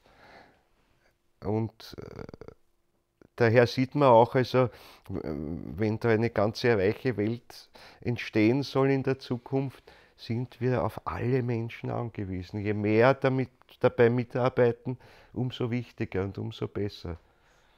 Umso reicher wird die Zukunft werden. Weil in dem Schöpferischen liegt ja drin im Grunde keine Grenze. Das Schöpferische heißt immer, da ist nichts Vorherberechenbares, dem kann immer wieder was völlig Überraschendes entstehen. Etwas völlig Neues. Ich meine, das ist der große Gedanke, der heute auch drinnen ist, und darum hat das Rudolf Steiner so geschätzt, obwohl es sehr materialistisch ist, die Evolutionslehre. Er hat nicht gegen den Darwin gekämpft grundsätzlich und nicht gegen den Ernst Haeckel. Er hat noch praktisch im selben Jahr, wo er die Anthroposophie oder zumindest Theosophie zunächst einmal sich mit dem verbunden hat, hat er kurz vorher noch also ganz, ganz positiv über Ernst Haeckel geschrieben, den ganz materialistischen Evolutionstheoretiker, den Deutschen. Der im Übrigen ein wunderbar künstlerischer Mensch war, also wenn man seine Zeichnungen ansieht, die Radiolarien und das sind ja wunderbar. Also ein hochgeistiger Mensch, und das hat der Steiner gewürdigt. Aber andererseits ein ganz strenger Materialist auch vom Denken her. Aber trotzdem geistig. Also Materialisten müssen nicht ungeistig sein. Und es ist nicht in jedem Fall schädlich, Materialist zu sein, im Gegenteil. Ich habe das früher schon mal gesagt, wir müssen alle mindestens durch eine total materialistische Inkarnation durch. Das heißt, eine Inkarnation, die uns wirklich vom Erleben, vom Wahrnehmen des Geistigen komplett abschließt. Wenn wir durch das nicht durchgehen, können wir die Freiheit nicht voll entwickeln. Es ist jetzt die Frage heute, sind wir schon durchgegangen oder haben wir es noch vor uns? Und in der Menschheit scheiden sich halt da die Geister. Es gibt welche, die halt jetzt schon kleben bleiben an dem und die halt schon so im, in den Fängen der Widersacher sind, obwohl sie schon eine materialistische Inkarnation hatten, daran so Gefallen gefunden haben, dass sie möglichst dabei bleiben werden. Das sind die Kandidaten, sich letztlich mit den soratischen Wesenheiten zu verbinden, weil die wollen eine im Grunde ja, unsterbliche materielle Welt erzeugen. Eine ideale, in ihrem Sinn ideale materielle Welt. Also ein Gegenbild zum Geistigen, ein unsterbliches Materielles. Das wird so hundertprozentig wahrscheinlich nicht funktionieren, aber jedenfalls diese Wesenheiten träumen davon, sich eine solche Welt aufzubauen und sie versuchen so viele Menschen wie möglich dafür zu gewinnen. Weil um sie wirklich auszubauen, brauchen sie die Menschen. Denn diese soratische Welt, wenn es ihnen nicht gelingt, genügend Menschen hinüberzuziehen, wird eine sehr karge Welt werden. Es wird eine im gewissen Sinn vollkommene, aber sehr primitive Welt sein. Verglichen mit dem schöpferischen Reichtum, der eben durch das Ich hereinkommen kann. Also sie sind angewiesen, dass sie Menschen gewinnen, die aus diesem freien schöpferischen Impuls etwas hineinbringen können in diese Welt, was sie selber nicht hineinbringen können. Darum ist das große Interesse daran, Menschen zu gewinnen für diese Welt. Nur der Haken an der Geschichte ist in dem Moment, wo sie sich wirklich endgültig verbinden würden mit dieser Welt, dann hört ihre schöpferische Fähigkeit auf. Weil dann geben sie aus Freiheit die Freiheit auf. Davon haben wir gesprochen. Also wir müssen natürlich sehr, sehr aufpassen und großen Respekt haben vor den soratischen Wesenheiten, aber wir sollten immer wissen, bekommen können sie uns nur, wenn wir aus Freiheit es wollen. Letztlich der Entschluss muss ein freier sein. Sie können uns lange Zeit lang verlocken und blind machen für alles Mögliche, sodass wir hineintappen.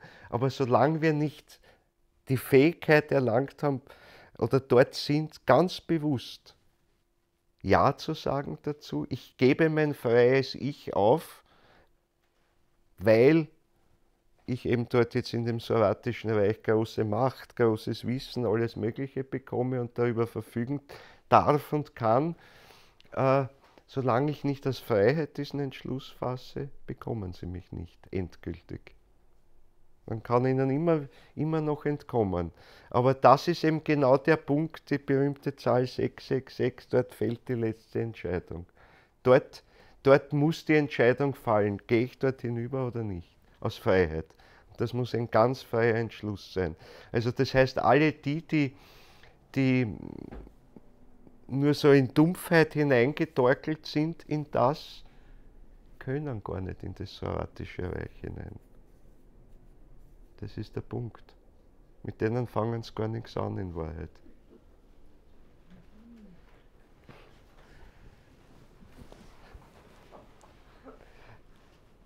Ja, das ist, wir müssen uns eigentlich erst für dieses Reich auch qualifizieren. Das sind die Interessante, die nehmen nicht jeden sozusagen so einfach. Und daher natürlich versuchen sie immer an Menschen heranzukommen, die was zu bieten haben. Das heißt, die zu bieten haben an geistigen Kräften, die geistige Erfahrungen gesammelt haben, die Schöpferisches mitbringen. Das sind die begehrtesten Opfer sozusagen. Und die sollen dann halt möglichst lange davon überzeugt werden, verzichte doch auf Freiheit. Ich biete dir eine ganze Welt, in der du schalten und walten kannst.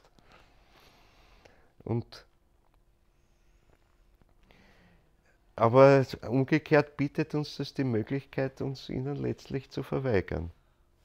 Und bis zu dem berühmten Zeitpunkt 6, 6, 6 haben wir die Möglichkeit. Und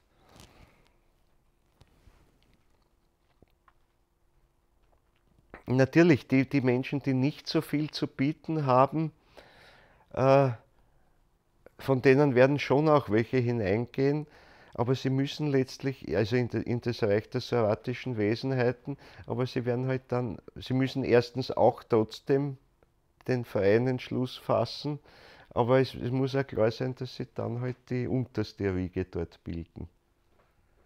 Und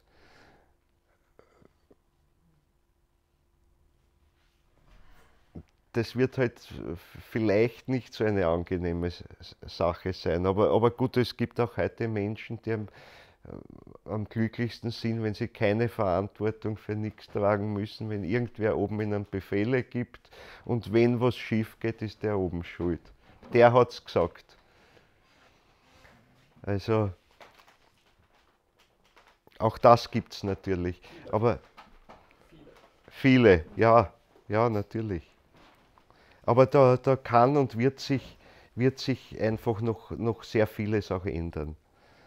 Äh, Wir haben zwar äußerlich gesehen nicht mehr viel Zeit, aber wir dürfen nicht unterschätzen, das geistige Entwicklungstempo nimmt rasant zu. Auch wenn man es jetzt nicht so bemerkt, wenn man in die Welt hinausschaut. Weil man braucht nur die Medien schauen, Radio hören, Zeitung lesen oder irgend sowas, kommt man nicht so gleich auf die Idee, dass das geistige Entwicklungstempo sich immens beschleunigt und doch tut es das. Doch tut es das. Es ist halt immer so, auch diese geistige Entwicklung, das muss man erst sehen lernen, dass sie da ist. Sie ist bereits da. Sie ist bereits da. Und sie zeigt sich immer wieder äußerlich am ehesten, also in Zeiten, wo scheinbar alles schief geht. Da, da zeigt sich zumindest, dass eine ganz starke geistige Kraft durch die Menschen herein will und das ruft aber sofort die Widersacher herauf. Das ist wie ein Magnet, ziehen wir die an dadurch. Also jetzt könnte man sagen, naja, dann entwickeln wir uns möglich langsam, dann lassen sie uns in Ruhe. Ist aber auch, ändert auch nichts an der Tatsache, dass wir halt äußerlich gesehen trotzdem nur mehr ein paar Jahrtausende haben. Also auf die letzte Sekunde sollte man auch nicht warten. Und wir ersparen uns nichts davon. Dann würden wir sagen, naja, es reicht dann bitte die letzten 100 Jahre, wir sind aber dann gehen wir es an. Aber bis dahin bitte lasst uns in Ruhe, so machen wir es gemütlich. Aber alles, was jetzt nicht passiert, passiert dann in den 100 Jahren. Und wir sind nicht so gut vorbereitet. Also daher in einer gewissen Weise alles, was an Dunklem, an Negativem jetzt heraufkommt, kann uns aber umgekehrt immer sagen, das ist ein Zeichen davon, dass aber auch auf der lichten Seite ein großes Tempo da ist. Es ist so paradox, aber es ist auf der lichten Seite ein hohes Tempo da. Und im Grunde die Zeiten, die so dann auch kommen müssen, weil es kommen dann immer auch gewisse Ruhephasen oder wo weniger passiert äußerlich. Und das können Zeiten sein, die äußerlich sehr schön und sehr angenehm sind und sehr friedvoll bis zu einem gewissen Grad. Aber in diesen Zeiten geht eigentlich in der Entwicklung dann gar nicht so viel weiter. Es sind eben wirklich Ruhephasen. Es ist halt so eine Phase wie es in der Schöpfungsgeschichte auch drin ist, am 7. Tag ist halt der Tag der Ruhe. Selbst die Elohim ruhen dann und machen sozusagen nichts, sondern sie verinnerlichen, verwandeln eben das, was sie gelernt haben durch die 6 Schöpfungstage, die vorher gewesen sind. Und das muss einmal erst wirklich innerlich verarbeitet werden, da passiert dann äußerlich nichts mehr. Also die 7. Phase ist immer diese Phase der Ruhe und das gibt es in kleineren und größeren Zyklen. Also zum Beispiel in den Kulturepochen gesehen, die 7. Kulturepoche, da wird sich äußerlich und namentlich im positiven Sinn nicht mehr sehr viel tun, sondern es wird nur verinnerlicht werden. sodass wir es wirklich ausreifen lassen in uns bereit machen dafür, diese Kraft jetzt so handhaben zu können, dass wir dann eben auch sie verwenden können, wenn wir nicht mehr einen physisch-stofflichen Leib haben. Also das heißt, wenn die Zeit der irdisch-materiellen Inkarnationen vorbei ist.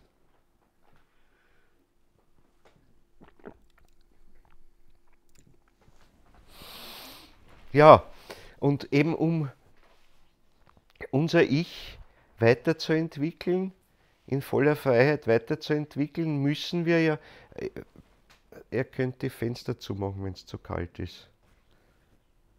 Oder passt. Müssen wir arbeiten,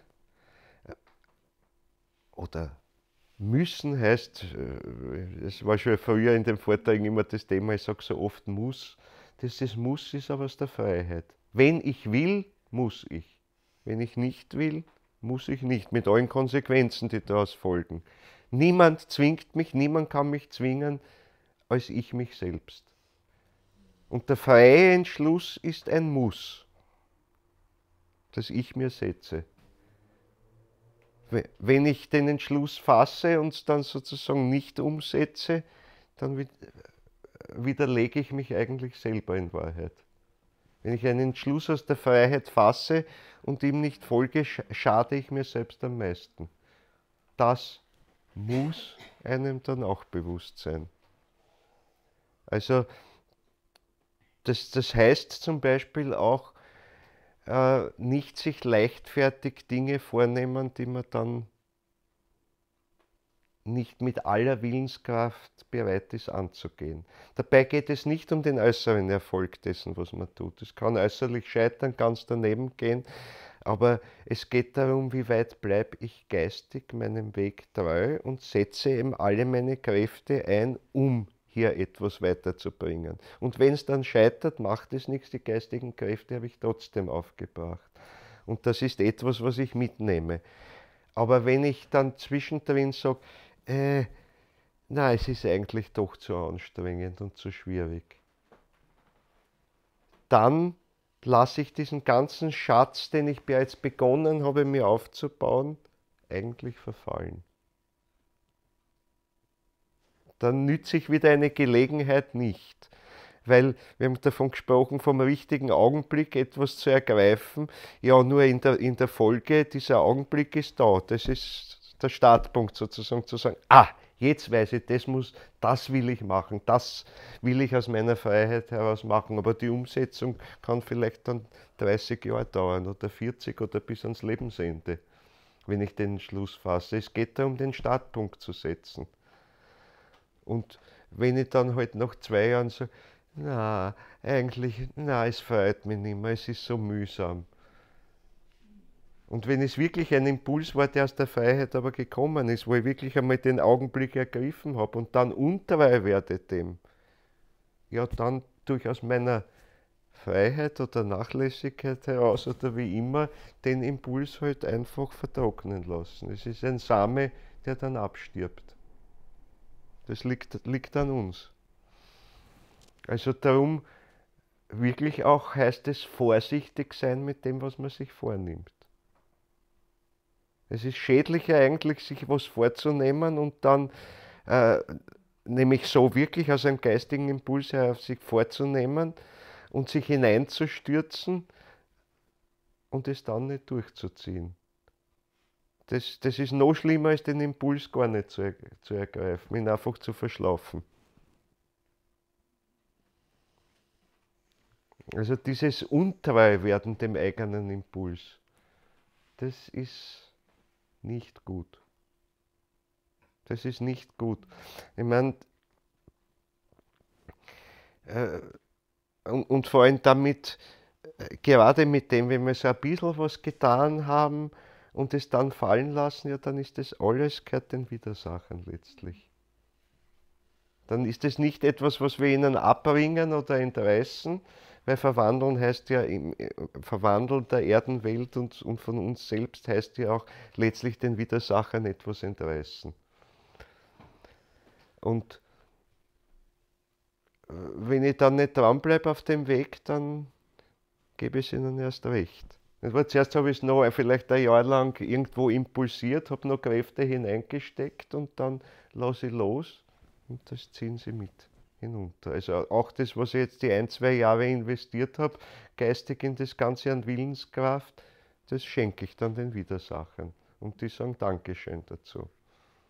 Und daher gehört also, wenn man Impulse in die Welt setzen will, äh, wirklich auch sehr viel Verantwortung, sehr viel Bewusstsein dazu.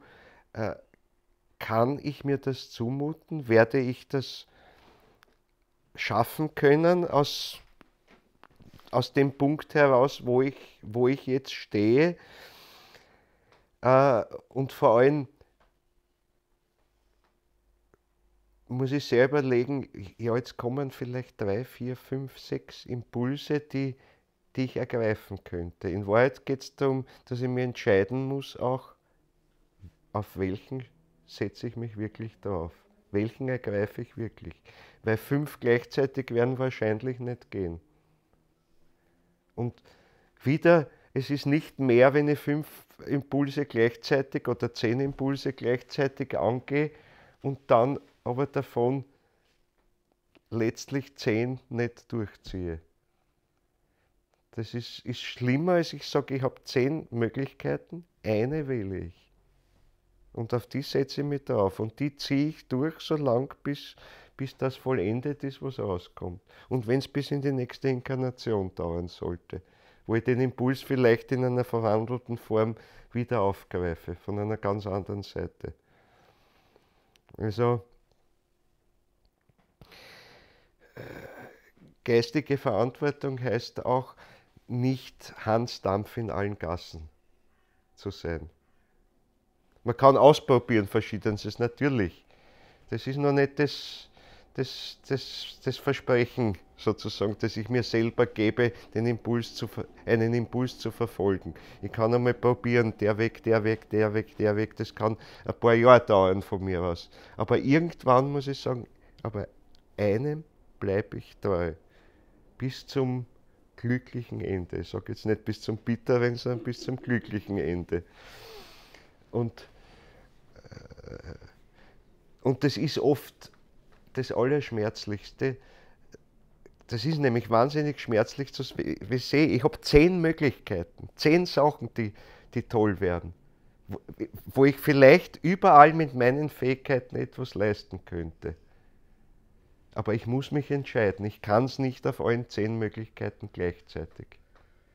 Und ich sehe aber, davon gehen jetzt 9, wofür jetzt ein möglicher Zeitpunkt wäre, den muss ich auslassen, um einen wirklich durchzuziehen. In solche Situationen kommt man. Und warum erzähle ich das? Weil die Zeit reif ist, sich dieser Dinge bewusst zu werden. Weil gerade ein Menschen, der geistig strebend ist und in verschiedenster Hinsicht, das kann im Künstlerischen sein, das kann als Arzt sein zum Beispiel. Mediziner müsste, wenn er guter Mediziner ist, unglaublich schöpferisch sein.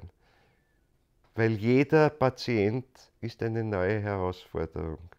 Und was einem Patienten wirklich helfen kann, neben den äußeren Linderungsmaßnahmen, die man unternehmen kann, aber ist dieser individuelle Impuls, wo ich erkenne, was braucht er und ich das aus meinem Ich geben kann, den anregenden Impuls nämlich.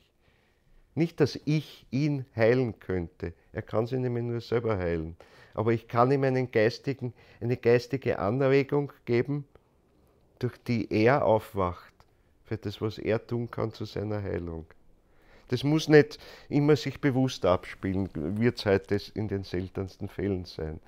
Aber es geht darum, in Wahrheit darum, die richtigen Worte zu finden, die weckend sind für den anderen. Und bitte schaut euch an die Medizin, wie es vielfach heute noch läuft und was auch die Menschen aber erwarten. Der Arzt ist der, der mich gesund macht. Und in Wahrheit ist der Arzt immer man selbst, der wirkliche Heiler ist immer man selbst in Verbindung mit dem Christus, der mit dem menschlichen Ich verbunden ist. Und dann können wir sagen, ja, aber jetzt engagieren wir ein paar Leute, die mich unterstützen bei meiner Heilungstätigkeit. So schaut es eigentlich aus. Das heißt, die Ärzte, die Masseure und sonstige, die Kunsttherapeuten und dergleichen, die mitwirkend dabei sind, die ich berufe eigentlich dazu, dass sie mich bei dem Heilungsprozess unterstützen. Und dann bin ich sozusagen in meiner eigenen Heilung kreativ tätig irgendwo. Und das ist aber die einzige, die wirklich funktioniert. Alles andere ist kurzfristige oder längerfristige Reparatur. Man kann schon irgendwie weiterkommen, man kann die Schmerzen oder was ausschließen, man kann ein längeres Leben führen auf Erden, aber das heißt noch lange nicht, dass man gesund ist. Ich meine, gerade heute vieles, was die heutige Medizin ist, sie schafft es eigentlich oft nicht, den Menschen zu heilen, aber sie schafft es sehr wohl, dass er länger mit seiner Krankheit, im Idealfall sogar einigermaßen beschwerdefrei zu leben. Das ist aber noch keine Heilung. Und geistig gesehen ist da ein Riesenunterschied zwischen den beiden Sachen. Weil wenn ich eine Heilung, ja in Wahrheit Selbstheilung vornehme an mir, mit der ich erstens entweder eine Schicksalsaufgabe bewältige oder es kann mir auch eine Krankheit, die nicht karmisch bedingt ist, treffen, durchaus. Auch das gibt es immer auf Erden die Möglichkeit dazu, aber dann kann ich gerade damit ein Riesenpotenzial für die Zukunft aufbauen. Aber selbst wenn ich was Karmisches, eine Krankheit, die karmisch bedingt ist, heile sozusagen durch meine Ich-Kraft und was von dort letztlich ausgeht mit der Unterstützung anderer Menschen, dann kann ich in jedem Fall, in beiden Fällen etwas für die Zukunft an Kraft entwickeln, was ich der Welt auch geben kann.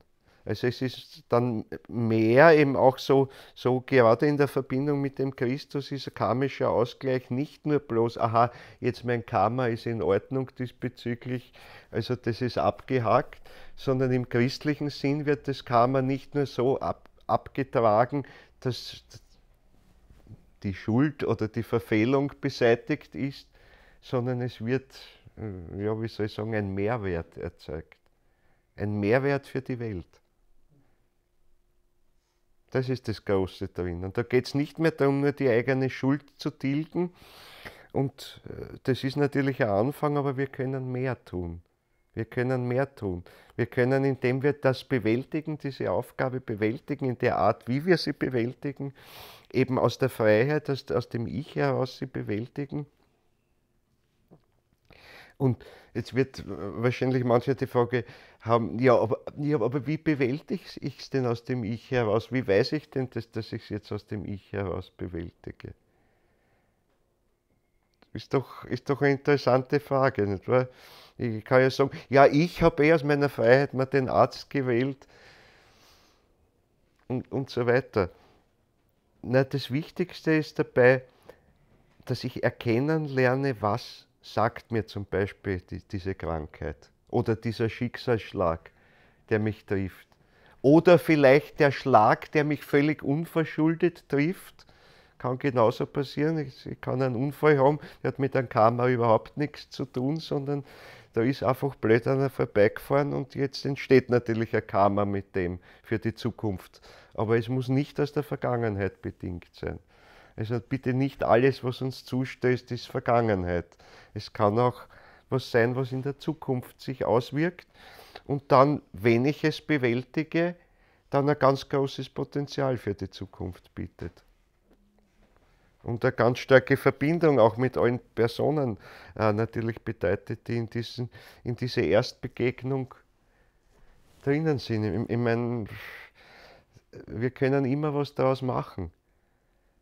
Also wir können halt immer in unser Kontobuch auf der Plusseite was eintragen oder auf der Minusseite. Und was auf der Minusseite kommt, kann eben auch mal nicht durch unsere Schuld bedingt sein. Ich meine, es kann jemand durch eine Wirtschaftskrise pleite gehen sozusagen. Das ist nicht seine Schuld. Aber er kann was lernen daraus und er kann vielleicht das andere Mal was anderes, Größeres machen. Es ist immer die Frage, wie wir umgehen mit den Dingen. Also das ist wieder die frohe Botschaft eigentlich daran, selbst aus den im Moment negativ erscheinendsten Dingen, die uns begegnen oder die uns betreffen, können wir immer etwas Positives machen. Immer. Immer. Und das sind die Zauberkräfte sozusagen, die in diesem freien Ich, in diesem christlichen Ich drinnen liegen. Das ist eigentlich etwas, was uns immer wieder Mut machen kann und äh,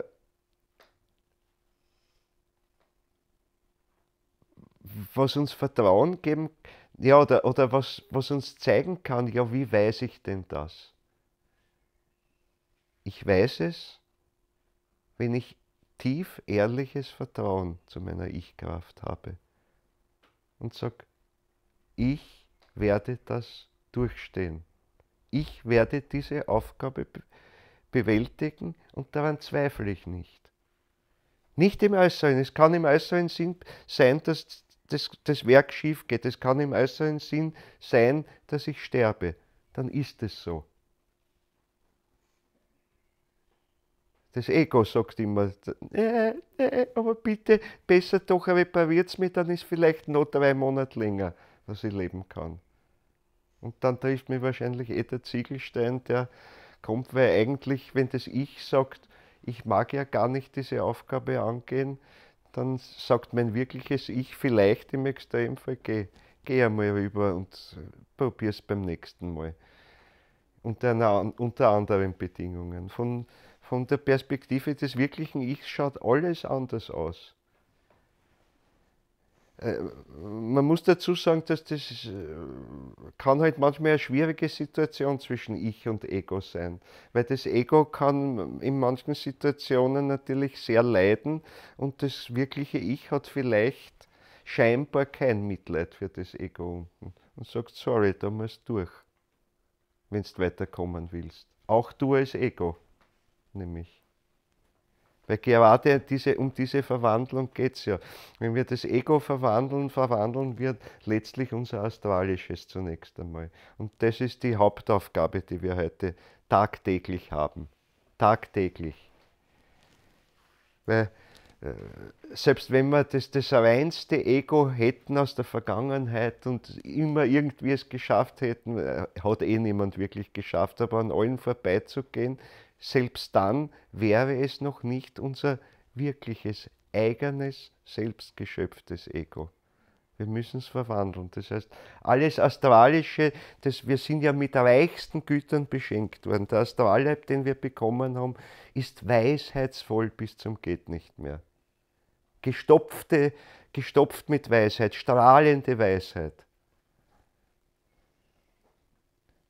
Nicht umsonst ist die Kopfaura, das ist was Astralisches, der Heiligenschein. Reinstes Astralisches, wenn es größer ist, ist die Mandorla, eben die Aura, die den ganzen Körper umgibt, für den hellsichtigen Blick. Das ist im Wesentlichen einmal das Astralische. Natürlich zeigen sich dann auch die geistigen Anteile. Aber da steckt unheimliche Weisheit drinnen, sofern sie nicht durch die Widersacher und durch das Versäumnis unseres Ichs halt durcheinander gekommen ist. Dann sind halt auch viele dunkle Flecken drinnen. Aber eigentlich ist es unglaubliche Weisheit. Weisheit, die aber der Vergangenheit zu verdanken ist.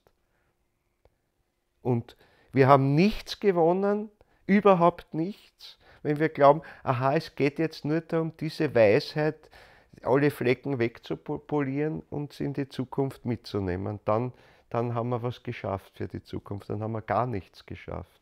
Dann sind wir am Sinn der Erdenaufgabe vorbeigegangen.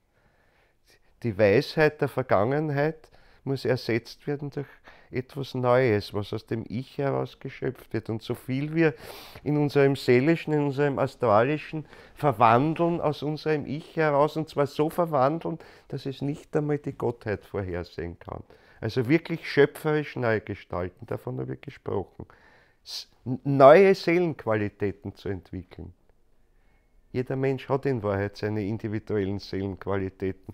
Allerdings sind sie noch nicht bewusst erschaffen. Aber im Zuge der Entwicklung ist da schon immer irgendwo was passiert, weil in Wahrheit doch unser Ich dabei war. Aber das wird in der Zukunft immer bewusster werden. Und daher werden sich seelisch auch die Menschen ganz stark unterscheiden, immer stärker unterscheiden, wenn es gut läuft. Und trotzdem werden sie sich vertragen. Es wird am wenigsten gut sein, wenn die Menschheit dort hinkommt, dass, naja, im Grunde, ja, wir sind seelisch alle gleich irgendwo. Die Kunst ist die Menschheit aufzubauen, wo sie so ungleich wie nur möglich sind. Und trotzdem eben oder gerade dadurch einander als Bereicherung empfinden. Dadurch können wir einander was geben. Dadurch werden wieder bei uns schöpferische Impulse angeregt. Ich tauche in das Seelische des anderen ein, werde ganz eins mit diesem Seelischen und nehme das als Impuls in meins hinein, um jetzt bei mir schöpferisch tätig zu sein und mein Seelisches weiterzugestalten. Das wird aber jetzt nicht eine Kopie von dem, was ich dort erlebt habe, aber ich habe von dort die Anregung bekommen. Mir sind sozusagen geistig die Augen geöffnet worden, was noch alles geht, was noch alles möglich ist. Ich meine, das ist wie ein Künstler, ich meine, der kriegt seine Anregungen, indem er auch zum Beispiel andere Kunstwerke anschaut oder die Schönheit der Natur betrachtet. Und trotzdem macht das nicht nach einfach, sondern was Neues. Ich meine, die alten Meister haben am Anfang immer alle, die Lehre war, kopieren, schauen, genau nach dem Stil, ganz klar. Aber dann irgendwann kommt der Moment, lass es los und mach was anderes daraus. Und jeder wirkliche Künstler hat sich dann über seinen Meister, bei dem er gelernt hat, hinweggesetzt irgendwann einmal, zur Recht. Und ein guter Meister lässt das auch zu. Er sagt, okay, ich verstehe es nicht mehr, was du magst, aber du musst deinen Weg gehen. Das ist ganz wichtig. Und so geht es darum, also das ist eine der ersten Aufgaben, seelisch wirklich ganz individuell auch zu werden, die Seele zu einem ganz individuellen Schmuckkastel sozusagen zu gestalten. Und dann ist etwas Neues drinnen. Die alte Weisheit ist sowieso schon sehr verdunkelt. Aber es reicht nicht aus, die Flecken wegzupolieren, sondern es geht darum, es komplett zu verwandeln. Und indem ich es individualisiere, passiert das. Aber dafür ist die Voraussetzung, zu sagen, ich vertraue meinem Ich. Ich vertraue meinem Ich, dass das kann. Und in den Momenten, wo ich das spüre, wo ich etwas tue und ich weiß jetzt, das ist es. So soll es jetzt sein in dem Moment. In der Kunst kann man das sehr gut erleben. Weil ein Künstler, wenn er halbwegs wach ist, merkt den Moment, jetzt ist es das, was es sein sollte. Jetzt passt es. Das hat er nicht vorher schon. Er hat ungefähr eine Richtung, was er machen will.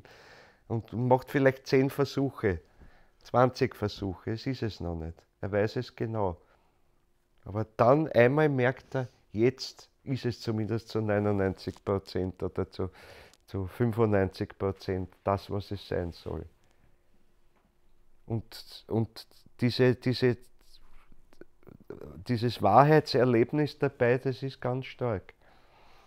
Also, das heißt, es ist manchmal gut natürlich an sich zu zweifeln und zu sagen, ja mein Gott, du hast noch viele Fehler, das ist schon klar.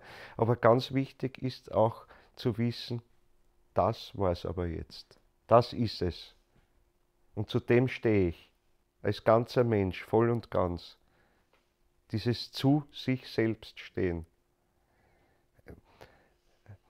Dieses Liebe deinen Nächsten wie dich selbst heißt auch diese Liebe eben zu sich selbst zu entwickeln. Das ist nämlich genau das. Und die ist mit vollem Vertrauen verbunden. Liebe ohne Vertrauen geht nicht. Da gibt es keine Reserve sozusagen, wenn man eine Tür zu, naja, aber wenn es doch nicht so 100%ig ist, sichere ich mich irgendwo ab. Nein.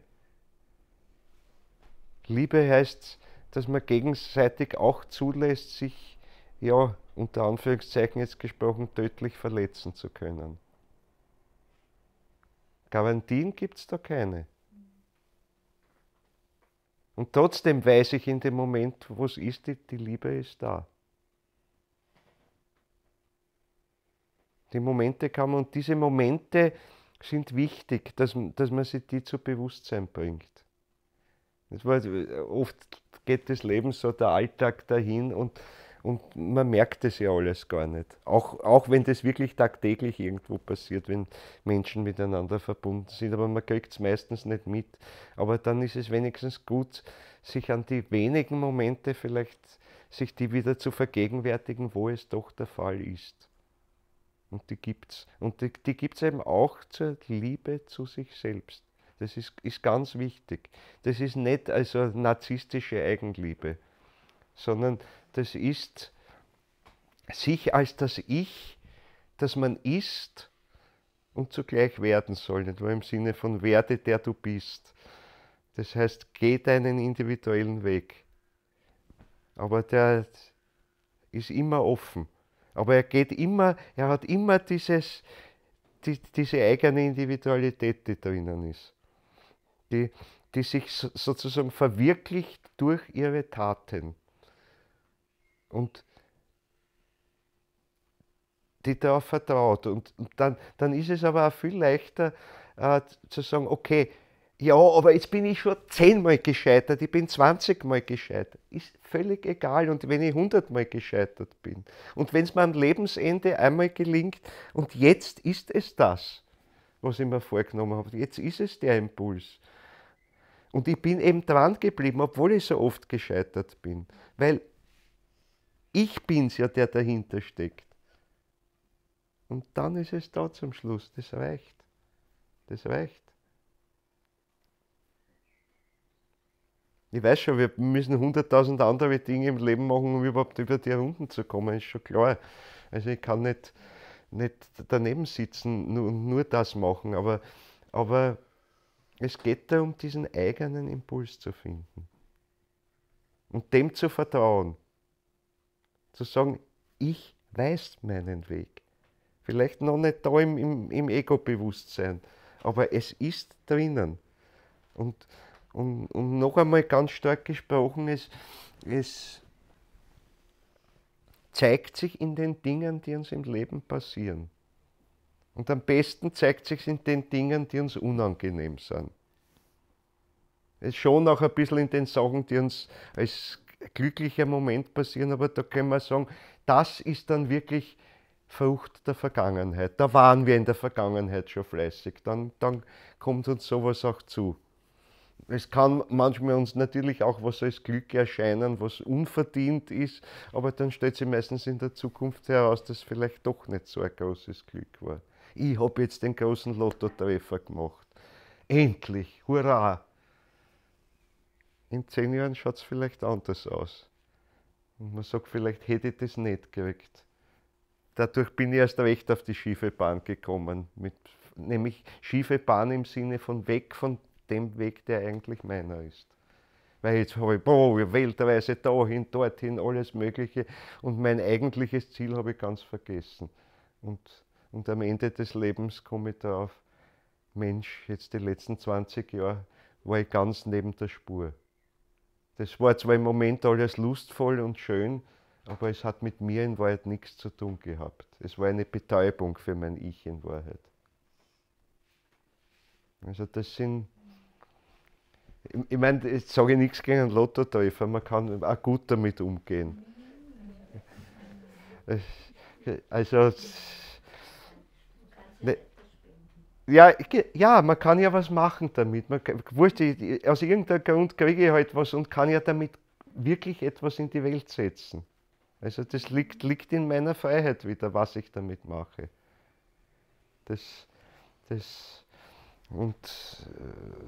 Ich kann die Bedingungen schaffen, dass manches überhaupt erst möglich wird.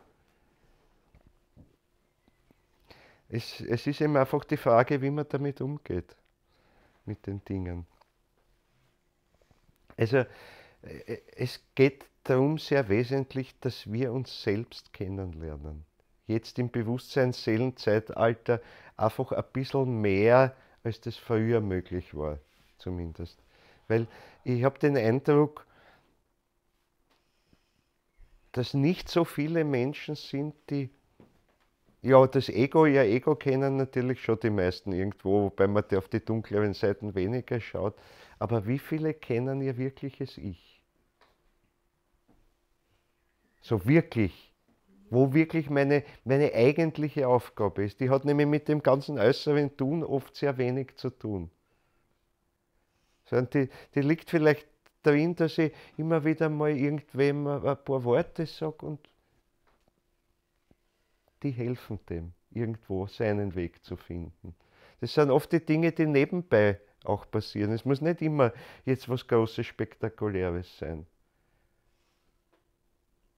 Das heißt, ich bestreite meinen Lebensunterhalt, mache das ist alles, um mein Leben halt hier zu machen, aber das ist gar nicht die eigentliche Aufgabe. Aber da ist ein Kollege, dem sage ich ein paar Worte und die geben bei dem den Anstoß, dass er aus seinem Ich heraus was findet. Zum Beispiel. Das sind die wichtigen Dinge. Oder ich sage wem was, der krank ist, irgendein Tipp, der seine Selbstheilungskräfte anregt. Also nicht ein Tipp in der äußeren Behandlung, aber die Worte, die ihm Mut machen, zu sich selbst zu stehen, auch in der schwierigen Situation. Und nicht zu sagen, mir geht's nicht so schlecht und bitte macht. Sondern wo einfach der Impuls geweckt wird, ich kann ja selber was. Das muss gar nicht in Worten ausgesprochen sein. Und am schönsten sind die Wirkungen, wo ein Mensch vielleicht nur in einer Runde kommt und einfach durch seine Anwesenheit einen wohltuenden Einfluss auf die Menschen hat. Einfluss im Sinne aber nicht die Freiheit beschränken, sondern wo Impulse kommen. Und es gibt doch manchmal Menschen, die wo reinkommen und ein bisschen mehr Licht geht auf in der ganzen Gesellschaft. Beobachtet es einmal. Das gibt's. Es ist eine miese Stimmung, es kommt aber nicht mit der äußeren Fröhlichkeit. Ja, hurra, und jetzt äußerlich. Es ist nichts Äußerliches, sondern das, was er an innerem Licht mitbringt. Ist ihm vielleicht selber gar nicht so bewusst. Aber wir sind erst auf der Schwelle dessen, uns dessen bewusst zu werden. Aber wir sind an der Schwelle und sollten eben jetzt aufwachen langsam dafür. Also das heißt Vertrauen zum eigenen Ich. Lieben das eigene Ich, weil das Ich, das nicht sich liebt, kann auch andere nicht lieben. Weil das Ich schafft sich dadurch, dass es sich selbst liebt. Liebe ist schöpferische Kraft. Und zwar eben vor allem jetzt auch lebensspendende schöpferische Kraft. Sie ist es sowieso im Seelischen, aber sie ist es auch bis in den ätherischen Bereich hinein, im Sinne der Lebenskräfte. Und ein Mensch, der nicht diese Liebe zu sich selbst hat, wird sie anderen nicht geben können, nicht wirkliche. Aber nicht verwechseln wieder mit zum Ego. Ich bin ja so super, ich bin so toll. Ich bin der Beste, der Schönste und der Größte. Das ist nicht diese Liebe, die ich meine. Das ist die egoistische Eigenliebe. Aber diese Liebe heißt einfach annehmen, bewusst annehmen, den Entwicklungspunkt, auf dem ich stehe und bereit sein, den nächsten Schritt zu tun. Nämlich auch mein Ich anzunehmen mit all den Verfehlungen, die passiert sind. Das ist so ganz wichtig, ist immer, jeder Fehler ist zugleich die große Chance, es in der Zukunft besser zu machen. Wir lernen als Mensch, und das ist eben ganz immanent, haben wir eh schon öfter darüber gesprochen, ist ganz immanent der Menschheitsentwicklung zur Freiheit. Wir lernen an unseren Fehlern. Also unsere größten Fähigkeiten, die wir entwickeln, stammen aus der Überwindung unserer größten Fehler. Das heißt, wir müssen eigentlich in Wahrheit froh sein, wenn wir namentlich in früheren Inkarnationen, aber auch in der jetzigen, genug Fehler gemacht haben. Also ganz verdächtig ist es, und das ist wirklich verdächtig im Sinne von, dann ist, das, dann ist da kein menschliches Ich vorhanden. Und, heikles Thema, ich nur kurz jetzt angerissen, es kann sein, dass sich das Ich nicht wirklich inkarnieren kann und trotzdem ein Mensch geboren wird. Es gibt also, Rudolf Steiner spricht davon, ichlose Menschen. Wir haben in der Vergangenheit schon davon gesprochen. Die können sehr, sehr stark im Seelischen sein, das kann auch durchaus sehr positiv sein, dieses Seelische. Und es ist also auch ganz klar, dass man diese Menschen also nicht irgendwie als Menschen zweiter Klasse jetzt betrachten darf. Aber trotzdem, es kann sein, dass das Ich nicht inkarniert ist. Und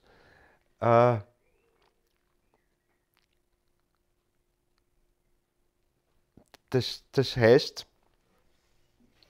jetzt habe ich irgendwie, ich sage es ganz offen, den Faden verloren. Du wolltest sagen mit den Fehlern und dass ein Ja, mit den Fehlern, genau, mit den Fehlern. Also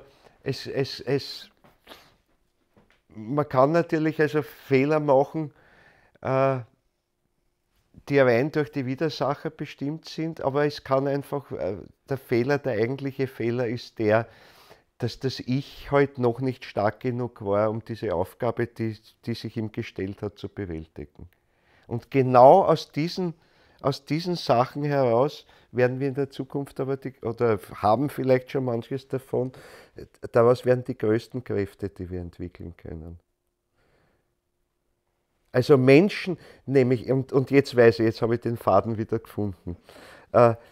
Menschen, die, und das ist das Charakteristische für diese sogenannten ichlosen Menschen, die gehen eigentlich relativ problemlos durchs Leben durch. Da gibt es keine karmischen Verwicklungen. Er macht vielleicht auch nicht wirklich große Fehler, er erfüllt seine Aufgaben. Er ist eigentlich ein sehr angenehmer Mensch. Und es scheint gut, nur da ist keine Entwicklung da. Da ist das Ich, dann kann sich da es nicht wirklich inkarniert ist, sich auch nicht weiterentwickeln. Das schwebt vielleicht irgendwo drüber. Aber in der Inkarnation entwickelt es sich nicht weiter. Und natürlich lauern auch Widersacherkräfte dann darauf, das sowieso zu besetzen. Dann können auch Fehler dort passieren. Aber in der Regel wird es so sein, dass diese Menschen ohne große Fehler, ohne große Probleme durchs Leben durchgehen. Und das war's. Aber dann erwächst aus diesem Leben keine neue Fähigkeit im Grunde. Keine neue Fähigkeit.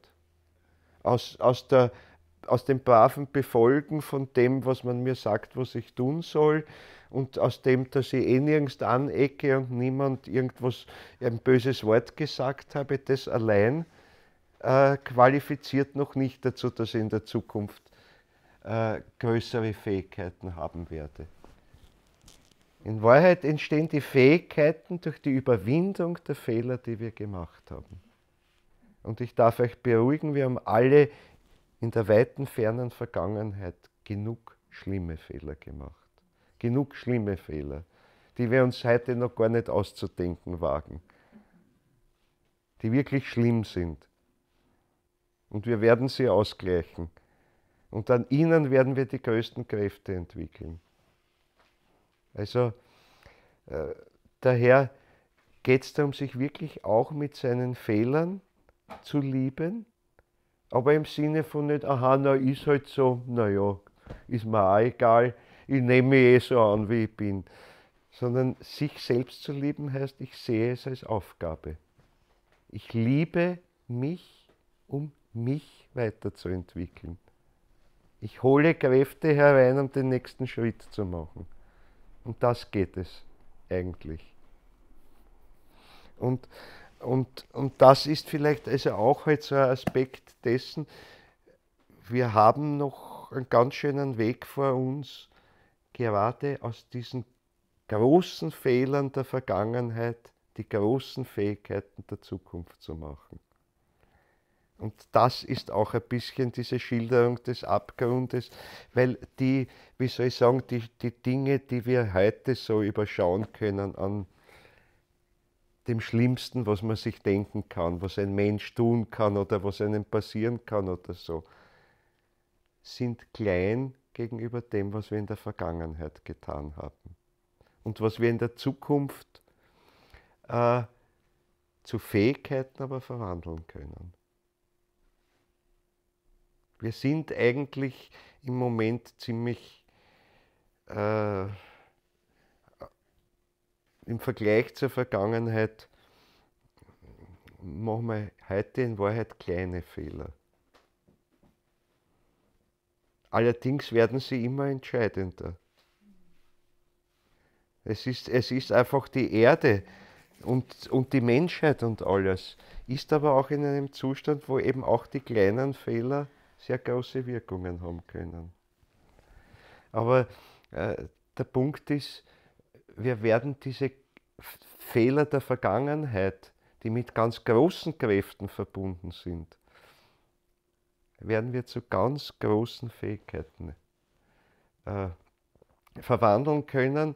Und Rudolf Steiner sagt das so ganz deutlich in seinen Vorträgen für die Priester der Christengemeinschaft über die Apokalypse.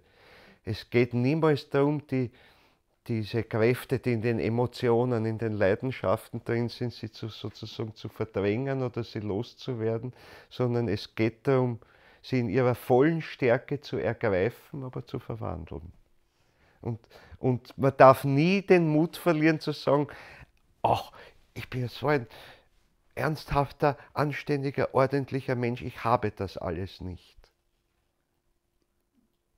Ja, wenn das wirklich so wäre, erstens stimmt es mit Sicherheit nicht, aber wenn es wirklich so wäre, dann könnte er für die Zukunft fast nichts beitragen.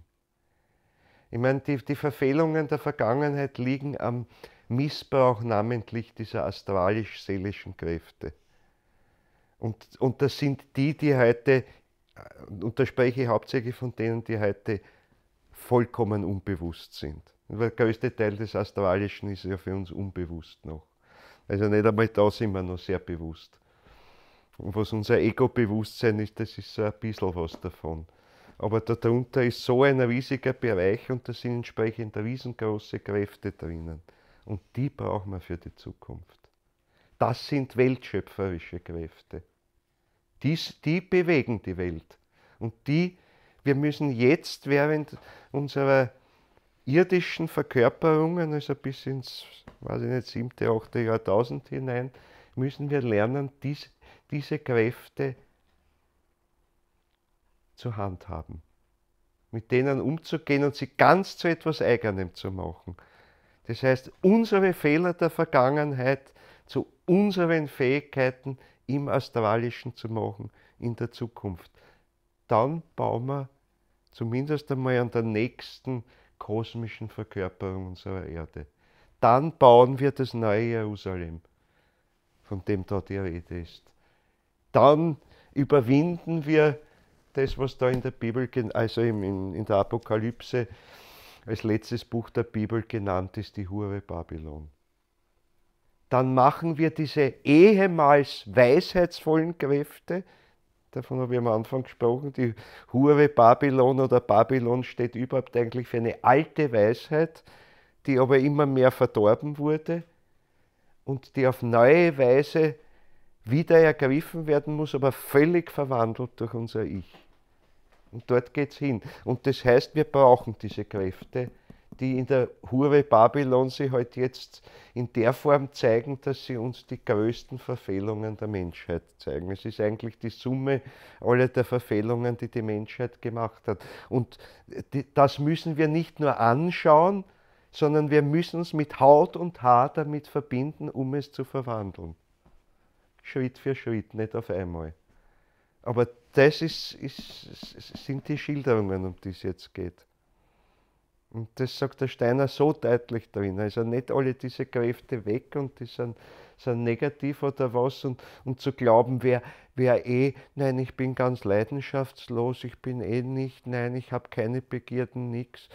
Ja, eigentlich interessiert mich aber dann gar nichts in Wahrheit. sondern darum, auch beim Christus ist es ja so eigentlich, oder im christlichen Sinn ist es so, der größte Übeltäter, der bekehrt wird oder sich bekehren lässt, im Sinne, dass er von sich heraus tätig wird, ist der tausendmal bessere eigentlich als der immer nur nichts getan hat. Nichts Schlimmes, aber auch nichts Großes Gutes. Der immer freundlich ist, aber das ist er schon. Also darum brauchen wir keine Sorge haben wegen der Fehler der Vergangenheit, im Gegenteil. Es ist das Licht der Zukunft. Aber damit höre ich auf, ich habe schon 10 Minuten überzogen. Ich danke euch, meine Lieben, und freue mich auf das nächste Mal, das dann das 117. sein wird. So, jetzt will ich euch wieder sehen.